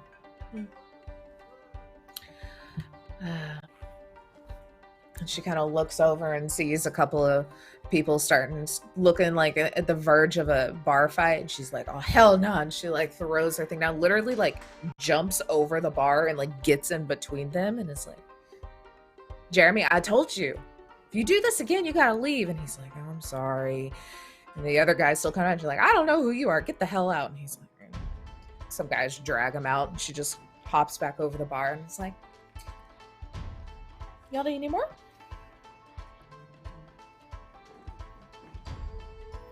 You seem to drink real quick. Probably the same, just when you get a chance. Sounds good. And she pours up another, and another guy kind of calls her over, and she's like, "Well, wave me down if you need anything." And walks off. Actually, I'm not drinking tonight, but do y'all have any like games or fun activities that maybe a sober person could beat a lot of drunk people at? Yeah, I mean, there's usually different sorts of gambling happening around. I don't stop it, so ask what you want.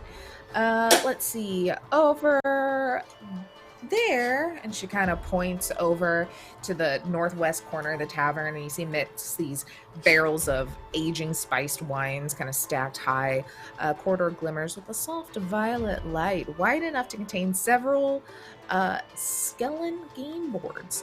Most of the boards are occupied by patrons playing for fun, but the last are reserved for more competitive players. The corridor appears luminous due to the phosphorescent skeleton boards and exotic lighting emitting plant life growing on the wine barrels. She points and she's like, "So that game over there involves tossing darts at a specialized game board. A lot of people like to call it skeleton shooting, but it's I don't know if you're much of a fisher or anything, but there's a certain type of fish called the skeleton. But I'm sure you could get someone to let you in on a little bit of something or start your own. Let's see. Is there anything else? She kind of is like looking around. I mean, What over about, there, like, arm wrestling or something? That could just win pretty easily. I bet if you just yell loud enough that you're the strongest person here, someone's going to try to arm wrestle you. So, guarantee that would be an easy one for you. Let's see. Over there, she kind of points to another table. Captain Redfall over there is quite a gambler. He likes to play some game called Kin Scrap. Not sure, but I bet he'd be willing to take your money. Oh yeah, he's the finest skipper of them all, so they say. I've heard stories. Thank you kindly. And I will actually just walk over to where he's sitting. Nice. All right. Let's see.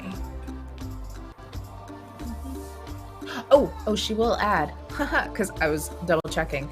Before you kind of start to walk, she's like, you see that up there, pointing to the big skeleton? Supposedly Red was the one that downed him. The Bluefin himself. He insisted that we honor the beast and post him up here as a guardian, so I only assume from the stories he told that he was the one that nabbed him. It's quite the interesting tale if you're interested.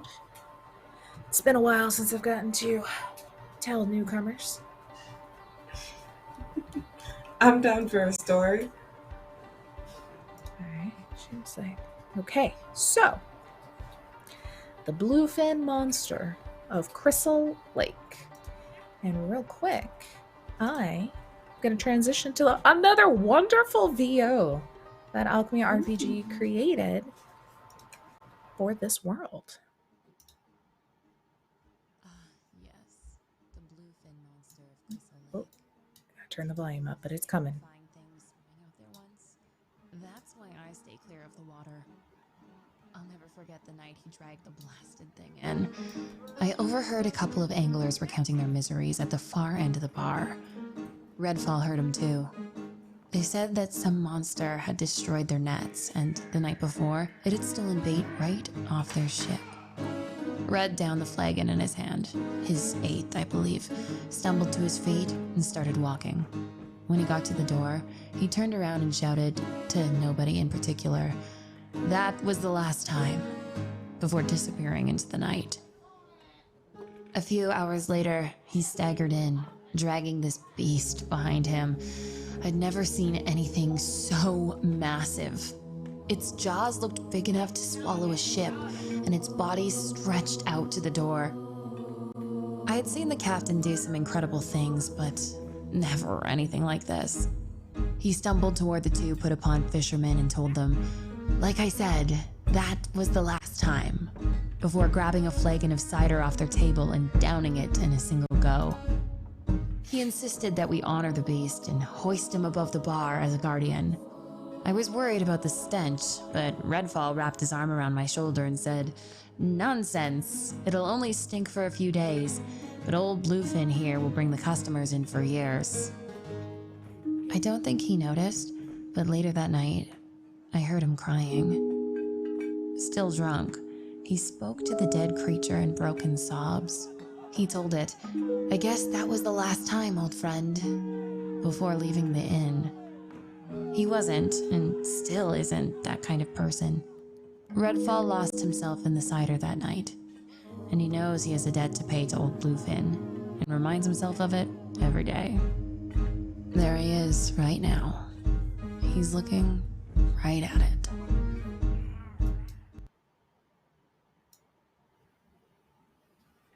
So if you want an in with them, maybe bring up that tale. Or not. I don't know. Test the waters.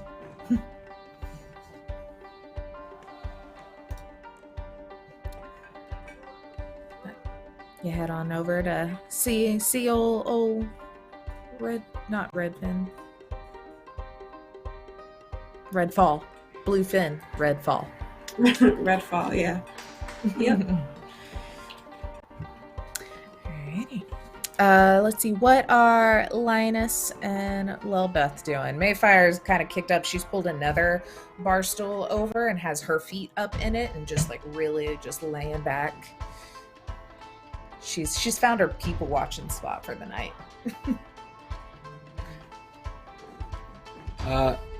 Linus is gonna take a small knife out and just start like whittling away at this wood statue that he like has in his hand.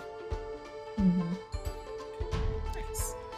Yeah, you kind of sit down and start whittling away, and you catches out of your eye, and you kind of look over, and you see that there is a backdrop that kind of rests up against this old, because you're inside what used to be a big old theater, still has a stage there, and you can see a little bit of a backdrop kind of rested up against it that's inlaid with gold and hand carved with pretty impressive detail. And you see that there are two gnomes performing a bizarrely violent interpretive dance, and a small band performs, fronted by massive Maggie Moon, wearing her signature red dress and dented golden crown. Maggie belts out a chorus, her voice filling the room with perfect pitch. Spectators hum the melody while diehard fans sing along with every word.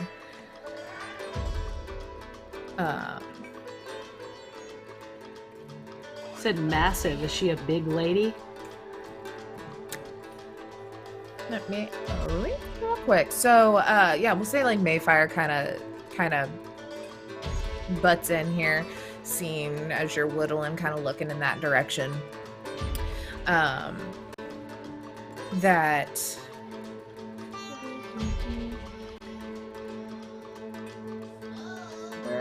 where is my info on Maggie?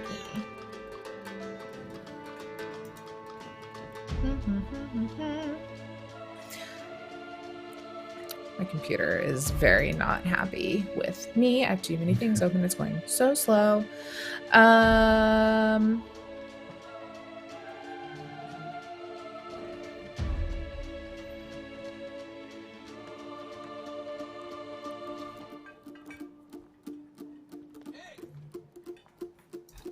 Well, I can tell you more on who Maggie is if I can find her.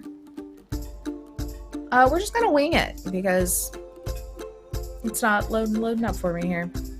The page that I want. So let's see. Maggie. Oh, I know where Maggie is, but it's not gonna load. So Maggie, just compared to the gnomes, we'll say very large, and is standing up in front. So you kind of look, and like I said, the back wall curtains have been drawn, and you can see that there are several other kind of set pieces around, and a artificial forest. There's flights of stairs that descend up into the shadows, and then a mock sailboat is kind of what is on the front, on the stage, and it seats an elven couple drinking ales, and a dazzling bejeweled chandelier hangs from the center of the stage. Its dents and scrapes results in a little too many drunkards maybe swinging across the room, and Maggie's kind of standing up on the front of it, like belting, while all these interpretive dancers are going around it. And Mayfire kind of pipes up, and she's like, yeah, so that's Maggie. Not fully sure. I think she may run some sort of crime, but man, does she sing really well. It's one of those, like,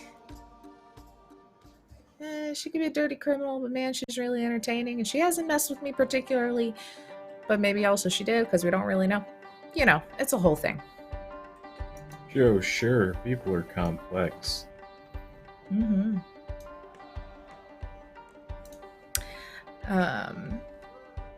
Let's see. Lelbeth, you look like she kind of caught your eye over there. Did you want to go talk to her? It's a big lady, and she does crime? Perfect. Those are two admirable qualities. You kind of look over there too, Linus, as this dancing's kind of happening, and there's someone that's just kind of drinking, sitting on the stage, kind of kicking their feet. And they have a little hood up, but they go to take a drink and their hood falls back, and you recognize them as the individual you tackled in the street that stole the diary. Oh, well, and seems to be like buddy with everybody here. I know that person. I could introduce you all if. Oh no, this is a separate person, correct? Just the one sitting on the stage Yeah. seems to be friends with the people dancing and Maggie and stuff, but they're just kind of sitting there drinking. Gotcha. Mhm. Well, I know one of those folks if you wanted me to go over there with you. No pressure. Of Yeah. course. Yeah, that'd be good. I mean, I don't know, how helpful it'd be to talk to her, but I mean, mission forward Well, and all not that, but not everything we do has to be helpful. Sometimes you just want to make friends. friends. Right. I really want to make friends with her. Wide smile, just completely doesn't get it. Great! Yeah. So she kind of hops down and like heads that direction. Awesome. Linus Okay, will follow. so y'all are headed that way. Let me see. There are so many games. I'm trying to. There's the one. Okay, so let's start with Reverie. Oh wait, no, I don't see Reverie. Let's start with y'all. So, Linus and Lelbeth, y'all kind of, snake your way through this main area over to where the stage is performing. If you happen to look at the map, it's the M3 is that kind of area that y'all are headed to. And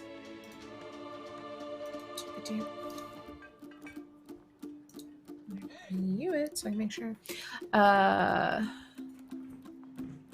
Let's see, or I guess two and three, that little area there. You kind of go up and singing some loud song in a different language that y'all don't recognize. But you see now on the tavern walls, you're plastered with posters promoting the band Maggie and the Bandits. All over the place. It seems to be a local sensation, a favorite of this crowd, as so many are singing along with them. And singing along very much incorrectly. It's like you're singing along with someone, but you don't know the language. Like, I don't know if I'm ever singing K-pop right, but I try. That's what they're doing, And Very relatable. yeah. And you walk your way up, and Linus, you catch eyes with the guy sitting on the stage as y'all are walking up. I mean, you're pretty noticeable in this crowd as everyone's sitting and singing. And his eyes kind of widen a little, but then he just lifts his glass like, hey, like, we good? Hey, how you doing? Oh, I'm good, thankfully, because you found me and not someone meaner. How you doing? Oh, I don't think I properly introduced myself earlier when I thought you were gonna kill me with your buddy. I'm Dalnus. Dalnus. Well, it's nice to meet you. My name is Linus. The gelatinous cube you met earlier, that's Simon. And this here's my new friend, Lelbeth. Oh, nice to meet you. Hi. You knew this person because you attacked him? Well, there was Ow. a bit of a misunderstanding where a book ended up in someone's pocket, but we got it all figured out. It's all rectified. It's just business, normal day in the office sort of thing. Well, okay. What we y'all want to meet the big lady. Oh, Maggie. Yep, so does everybody. I'm supposed to be here being muscle. I don't really care. She's got a few more songs, and then, she'll usually talk just about anyone that buys her an ale. I'll buy her as many as she wants. I mean, sure, I can buy her an ale. Very cool. Not my business to pry. All right. I'll let her know, or y'all want to just sit around and listen? It's pretty good a good seat. Sure, I was enjoying that sort of interpretive dance y'all had going on over here. Yeah. I think this song. I'm pretty sure it's in Draconic or some ancient form of it, and it's about some sort of birth of a dragon out of flames and their fight. You know, it's a very kind of thing, as everyone in the crowd now starts like stomping their feet, and it's getting a little more intense as the singing kind of picks up. It's not my cup of tea, really, but I think you see like a close-up of Beth's face as she's staring at this big lady singing beautifully, and it's just like this look like this. She's amazing. He's like Checking to see what my passive insight is.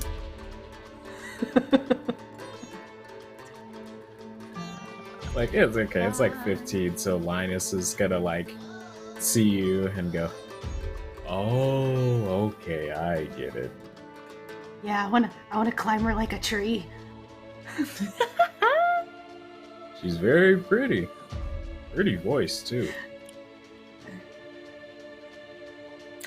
Dallin's looking like not surprised, like, yeah. I would look. I'm gonna wingman for you here because your buddy here could have killed me, but he didn't. Maybe instead go for like a martini.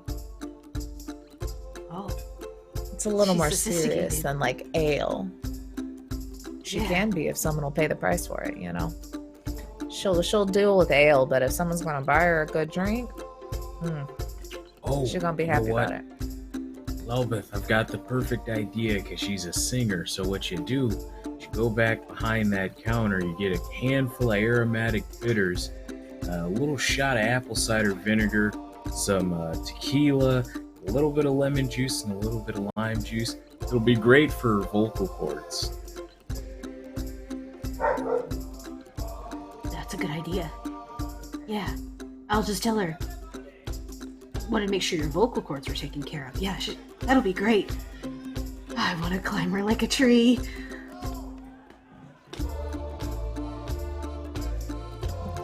It's like good luck.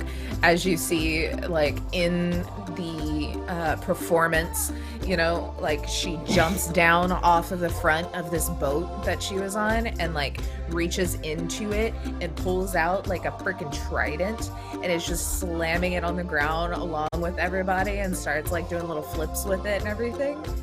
It's like the dragon song transitions really well to something about a sea god. It's got the same energy. A ballad's coming up next if she's doing the same set.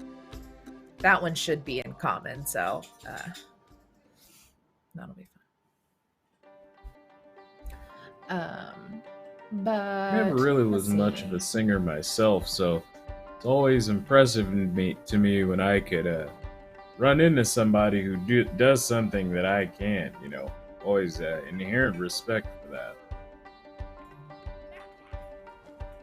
Yeah, I mean, It's talent I don't have, but I can't carry a tune in a brown paper bag, but someone who can sing like that, wow. Dallin kind of waves over the lone waitress who comes over and is like, "Buddy here wants martini. What we ordering?" What was the thing? What was the thing you said, Linus? Oh, don't worry, I gotcha. Just hand me a handful of. You see that jar of cloves right there? Just pass me that, and also got a lime and a lemon on me. And Linus is just gonna start like pulling out small flasks of alcohol, and we'll mix together the drink and go, just need, just give it a hit of tequila in there if you don't mind. She's like, okay. And she kind of runs off and comes back with a little shot glass. However much you need. Perfect. There you go. That's not too strong, so hopefully she'll enjoy it. But hey, good luck. You look great. Thanks. The song transitions, and you see like a couple of the gnomes that had been doing the dancing had now kind of climbed up the sides of the stage and have turned the hooded lanterns to kind of make a spotlight on to Maggie instead of it being this, more ambient lighting. And so it's like a spotlight as she sits down on the edge of the boat and like puts the trident back and just starts to sing this like really slow, sweet ballad. The band kind of is now just like a lone harp. It's like real delicate. It's some song about it's very like folky bluegrassy kind of ballad of like, a sailor goes out to sea and their partner waiting and like when are they going to come back, and the always the sad tale of the boat is gone and blah blah blah blah blah, but then somehow their partner comes back from sea and they're reunited, and it's just like gorgeous. And the song ends and they turn the lights off and she stands up, she's like, does a little bow. He's like, all right, you are all singing, you can start tipping. There's a bucket over here, y'all. And she kind of pulls one out and sets it on the edge. Appreciate you kindly. And she kind of steps up. She's got that crown. She kind of takes it off her head and puts it in a bag also in this boat. And the gnomes kind of push it to the back. And she pulls her hair up. We'll say, because I couldn't find an exact description of her. So we'll say, she's that tall, big lady. Let's say she's got like black hair that's like these just like wild kind of waves, from just going through the breeze and the wind. Plus it's human, so it's very like tall that she kind of pulls up into this like little loose bun, a couple of little ringlets still kind of falling in her face. She pushes them back and hops down. She's like, Donis, make sure we got some tips because I am getting real tired of everyone liking my music and not paying up. All right, if we got to do a little bit of roughing, do it where the twins aren't looking because they get rather upset about us roughing up their customers. And he's like, all right. Oh, hey, by the way, this is my friend Linus, Lelbeth. We met earlier today, didn't kill me, so good in here. Goodbye. And he just like ducks away real quick. And she's like, oh, well, nice to meet the two of you. It's nice to meet you too. We ordered you a drink. You did a lot of vocal work there, so we thought maybe something that would help relax the vocal cords a little bit. My friend here just makes the tops kind of drinks, just tops. Well, I appreciate it very much that y'all were thinking about me, so I will gladly. Would y'all like to sit down and share a drink? She kind of points to a table kind of off to the side. It's off to the side, one little candle. I actually gotta go check on Simon and see how he's doing. You two enjoy your, have a drink. Yeah, talk amongst yourselves. And Linus will just like shuffle through people outside the Simon. All right. Well. So,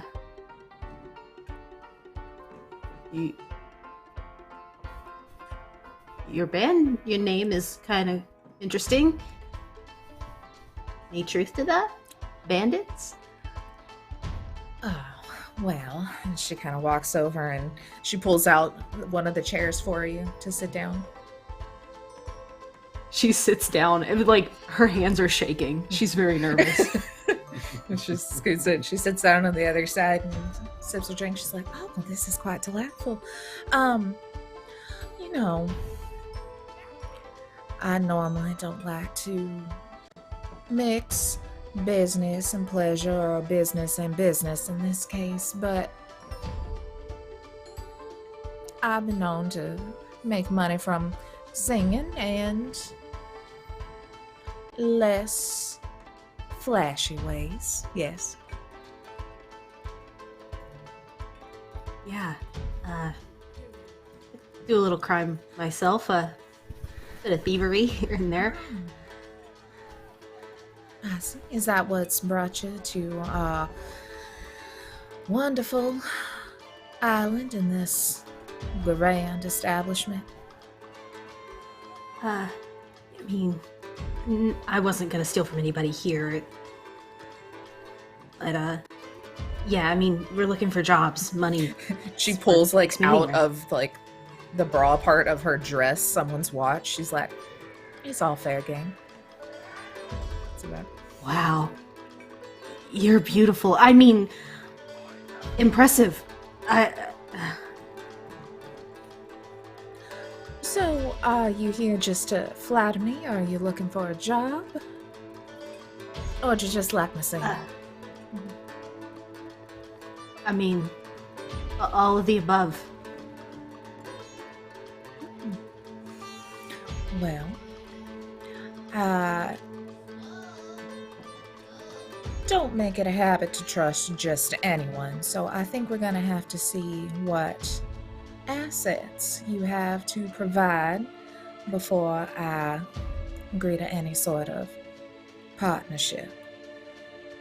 Though I will say you your mean like- friend has a job as a bartender. What do you mean by assets? Like, did you want to see my tits, or? Oh, well, maybe later if we play our cards right. But no, I was thinking more, are you sticky-fingered? Are you more of a ruffian? Sticky fingered. Interesting. Well, I do I mean, appreciate sometimes someone they're who's- stickier than others. Well, I do appreciate someone who knows how to use the hands properly. So, how about if you've got a little time, maybe tomorrow? I'm not feeling like doing any sort of business today. We can see how your thieving skills are.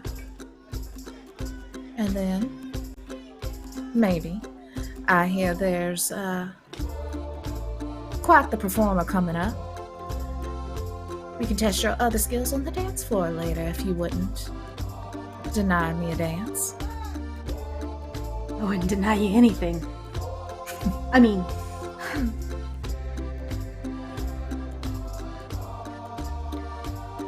How about, and she kind of waves over into the bartender again. It's like, I want you to give this lady anything she would like for the rest of the evening. And I'm gonna go slip into something a bit more comfortable for enjoying myself this evening, and I'll find you. okay. It's been a pleasure. Yes, of course. Well, I appreciate very greatly the drink, and I think I'm gonna enjoy whatever our partnership turns out to be. Yeah, me too. She kind of like uncrosses her leg and like stands up. You can see now there's like a slit in her dress that nearly comes all the way up, and she's like very obviously making her leg like visible as she like walks off, swinging her hips.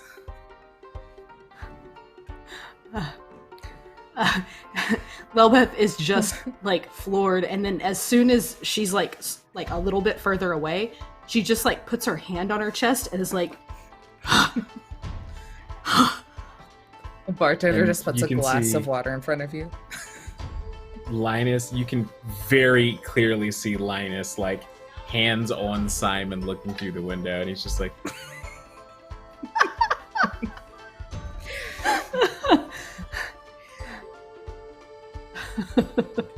Y'all see now there's another band kind of setting up some stuff on the stage. As the evening continues, food and drinks are being had. Reverie, who unfortunately in real life got delayed by power outages and storms, has walked over to the captain's table. Life's going on, things are getting interesting, and you hear, for two of y'all at least, Reverie and Linus, a familiar tune being played as maybe your bard friend has entered the fray of the building.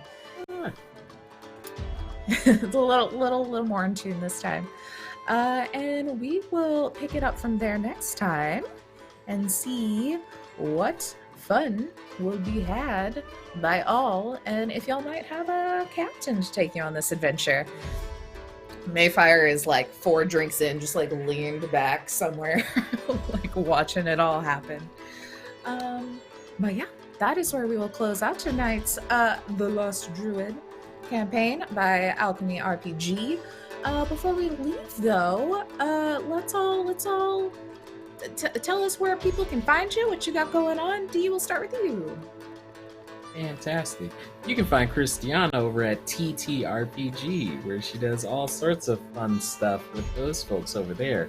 As far as me, hello all of my lovely children of the dark. My name is Dee. Thank you so much for joining me this evening. I've been bringing you Linus Poodle by way of Jacomumpus and Francesca Poodle, which are his parents' names, and all 11 of his AFAB siblings that he grew up with. You can find me on my podcast every other Tuesday. So not this Tuesday, but the Tuesday after. It's Through Hollow Flames, a homebrew D&D 5e campaign that I run for a couple of my wonderful players.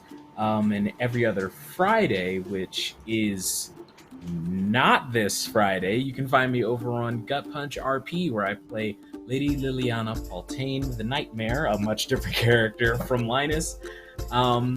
And outside of that, I am still the reigning and retaining TTRPG Universal Champion.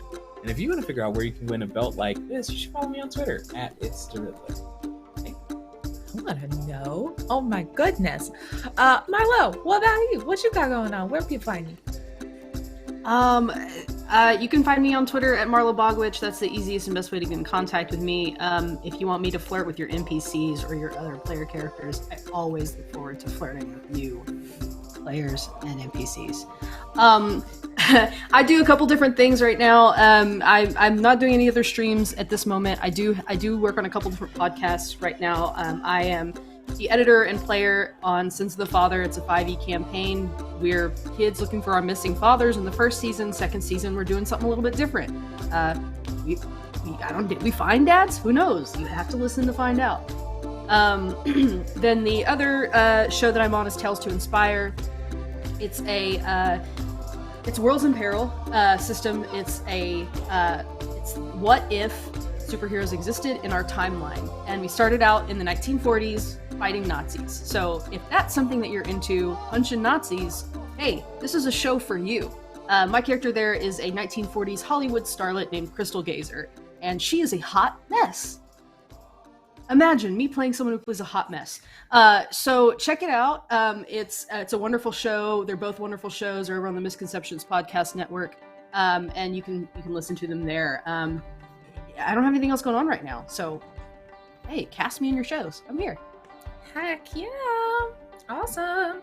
Yeah, and then as Dee said, remember everybody go TTRPG for all the wonderful things there. And then I myself am at _potator_ anywhere on the social sphere. Streaming wise, you can find me here on Tuesdays, obviously doing this. You can find me here on Fridays at 3:30 Eastern playing Shadowrun, where I play a totally stable elf rigger who's definitely not possibly a cannibal. Definitely is. It's very not fun. She turned into a ghoul. Go watch, figure out how that happened. Then also I am over on at High Shelf Collective or CLTV on places that don't like long URLs.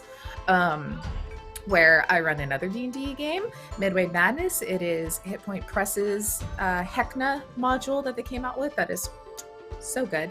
Then we also have all sorts of other games that I'm not involved in. But then also, once a month now, because our GM got very, very busy, we do a Mass Effect themed Cyberpunk Red game, which is super freaking fun if anyone loves Mass Effect. And if you want, head over to our Twitter right now, High Shelf Collective, to get the PDF. We made rules for you to play, so you can play Mass Effect in your own games, and that's super cool. I'm also talking about it nonstop, so that's where we are. Then, just a reminder, everybody, keep an eye on Weave the Tale socials. Thursday, coming soon. Pathfinder, keep an eye out. We'll tell you exactly when that's coming back. Friday, like I said, Shadowrun at 3:30, ran by Mitch. Then we have Necrobiotic on Saturdays, and then Sunday we have Thirsty Sword Lesbians. You can get more flirting. Look, we're just a channel about flirting with people. Come hang out with us. Take some notes. But other than that, everybody, thank you so much for coming and hanging out. Thank you, my players, for playing, and we will see you Monday. No, Tuesday. That's what today is. Tuesday. I don't even know what I'm doing, guys.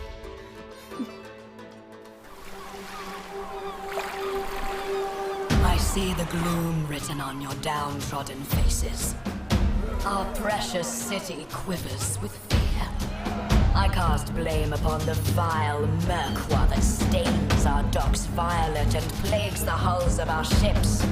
Its foul tendrils corrupt the good creatures of this land and vex our citizens.